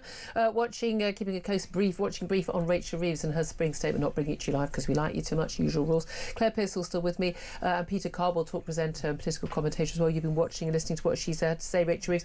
A lot of scene setting, the world is changing before our eyes, etc., etc. Have we got some nitty-gritty? Has she actually announced anything? We've got some big news, Julia. There's a really, really serious thing that she's announced. Game changer. There's going to be a crackdown on tax evasion. Brilliant. We've never ever heard that from any chancellor. Are they going to go for more efficiency in except every single time? So yes, tax evasion being different from tax avoidance. Yes. Tax evasion is actually illegal. You thought they were already on the case on that. One would have thought so, but certainly on welfare, more substantially and more seriously, we've heard an awful lot on that. And Rachel Reeves says the Labour is the party of work. If you can work, you should work, and if you can't, you should be properly supported. And she's talked about the health element of universal credit will be cut by 50%, then frozen over the course of the rest of the Parliament. The net package worth 3.4 billion, down from 5 billion. So there's some definite adjustments there, dealing with the financial realities that Rachel Reeves is dealing with. Right. I mean, again, it's just interesting that they're going to the health element of universal credit. There are different aspects you can get money for universal credit.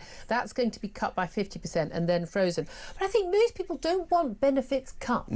What they want is that they want people not to be able to claim benefits they don't need or are not entitled to. Yeah, which is a completely different thing. And we'll get some tightening of that, I think, probably later in this statement. But certainly, you're right. It isn't about taking benefits away from people necessarily. It's saying that people who are swinging the lead or who could work should be encouraged back into work. There is some money. No, you see, that. I don't even like that encourage thing. No, you have to work. Well, there we are. That's what Rachel Reeves is talking about. So there are quite a lot. There's quite a lot happening here as well. And she's saying that increasing borrowing costs put the budget rules at risk, and she would have broken her fiscal rules had she not done the cuts that she's outlining at the moment in the House of Commons. Claire Pearsall, in terms of what we're hearing so far. Well, there's nothing that is unusual, especially when it comes to tax evasion. It just makes you laugh that she wants to come down even stronger. Well, just come down on it. Yes. You don't need it to be levels of strength. No, indeed. And again, the argument on this was very much on the benefit reform, was that it was very much about, it was the morality of it. Yeah. And now it's about the finances of it. She's also talked about your defence spending is going to go up by £2.2 billion, but we know also foreign aid spending down to 0.3% of GDP, and I welcome that. I never thought it should be anything, but she did say that the UK economy is going to grow by just 1% this year. But if all of their policies have been predicated on them getting 2.5% growth, which is never going to happen, well, what a surprise, numbers don't add up. Well, wasn't this a fully costed government that was coming in? There's apparently a fully costed manifesto, but I don't think that was actually the case. Very interesting point as well that has been made about 10 minutes ago, where she pointed out that Britain pays £105 billion a year just servicing debt. I mean, that is a colossal amount of money, more than the entire budget for Defence, the Home Office and the Ministry of Justice combined. Yeah, wow, indeed. I mean, this is the thing. I was going to say, like, oh, should we go back to Rachel Reeves? But luckily, we're not going back to that. She only supposed to speak for about half an hour. She, of course, let's talk about the politics of this, Claire Pearsall, because she, of course, is going to be facing a lot of criticism on the back benches, Labour MPs, and it is, some probably within the cabinet as well. They don't want benefit cuts. Well, this isn't what I elected a Labour government to do. It's not what I stood for, not the platform that Labour should be standing on. But the reality is, she doesn't make a lot of these choices herself, really. She has boxed herself in. There is the world economy. There is the realities of the bond markets, the gilt markets in particular. And fundamentally, she boxed herself in with her £40 billion of tax rises, which they seem absolutely intent on going ahead with, despite the damage being done already even before we've actually got to April and those national insurance rises in terms of the percentage of employers paying for employer side, and also the lowering the threshold and the minimum wage coming in. If they're going ahead with that, then they've boxed themselves in. Well, yeah, they have. And also, to add insult to injury, the fact that she stated there would be no increases to the three main thresholds of tax throughout this Parliament. To put those kind of conditions around something in your first year, I think are really short-sighted. This is sixth form politics, probably not even as good as that. No, I've definitely seen better debates in this. Peter Caldwell, I mean, coming back to you, she is facing a difficult run here because we know, supposedly, she's the first woman chancellor, isn't she wonderful? Rachel Reeves, she's been embarrassed by the fact that her economic background is not as strong as she claimed. Half the amount of time on the Bank of England when she claimed, and it wasn't an economist at HBOS. We've had the Freebie Gate. There's been this sort of misogynistic undermining of senior female ministers. No, I mean, criticising and openly telling stories about people who are incompetent at their jobs and have lied on their CV, I don't think to be personally unreasonable. But do you think that actually she, that she's going to last the run? I think that it's really interesting that Keir Starmer seems to have subcontracted his entire economic policy to his Chancellor. That's always a dangerous strategy, but it's also something that can insulate him. So if he gets rid of Rachel Reeves between now and 2029, gives it to someone else, it'll be very interesting to see who that is. I think there could be a very interesting dynamic within the Labour Party. There's also a huge number of people agitating for a female leader of the Labour Party as well. So very interesting one. Yeah, I mean, exactly. Again, no one really cares about the stuff. What we care is about the pound in our pocket. And when we talk about all these things about fiscal rules, when we talk about all of this other stuff, fundamentally, people don't really care what's going on a graph. They really don't care. That's true. Yeah. What they care about is what is actually going on in pound in their pocket. You're if you're running right. a business, that's what they actually care about. What is it affecting them? And the reality is people are going to feel poorer, and the Office for Budget Responsibility is basically saying we are going to be poorer, and that's what matters. Yes, it is, and I think that people will, as you say, a lot of the language around this fiscal headroom, all these kind of, even the Office of Budgetary Responsibility can't even say that. These things, I think, will be lost on a lot of people. What they'll think is, am I richer or poorer at the end of this? And today, I think people know. If you're on benefits, the answer is you're poorer. If you're, there won't be tax rises necessarily, but I think the pound that you give to the taxman won't go as far. No, exactly. And if public sector, services don't improve, but you're still paying more taxes, more and more people, of course, we know perfectly well they're going to be dragged. The fiscal drag, they're going to end up being dragged into higher tax thresholds. People who are on, salaries where they certainly do not feel wealthy. Absolutely. Will be paying the top rate, the higher rate of tax, not the top rate of tax. The forecast from the Office for Budget Responsibility has just been announced. They forecast that inflation is going to average 3.2% this year. Again, 3.2%. It's not 11% where we were a few years back at the height of the Ukraine war when it was first launched. But we are still in. That is was it 2% target the Bank of England have got? 2% target is the that usual means one they're that they not want, going to be lowering interest rates. They don't lower interest rates, but again, that will also impact the cost of our borrowing and the payments that we're making also on interest. For people who have a mortgage as well, who might think quite reasonably, wouldn't it be great if we are in better economic conditions? My mortgage might go down a bit because the rate of the interest rate might go down. So we'll see and also businesses that have borrowed money and are now seeing they're seeing their costs going up. And life's going to get more difficult for them on Tuesday with the national insurance rises. Yeah, absolutely. And of course, she's also it was a Office Budget Responsibility again, it's an independent body. They say that interest rates, inflation will fall back to 2% from 2027. A lot of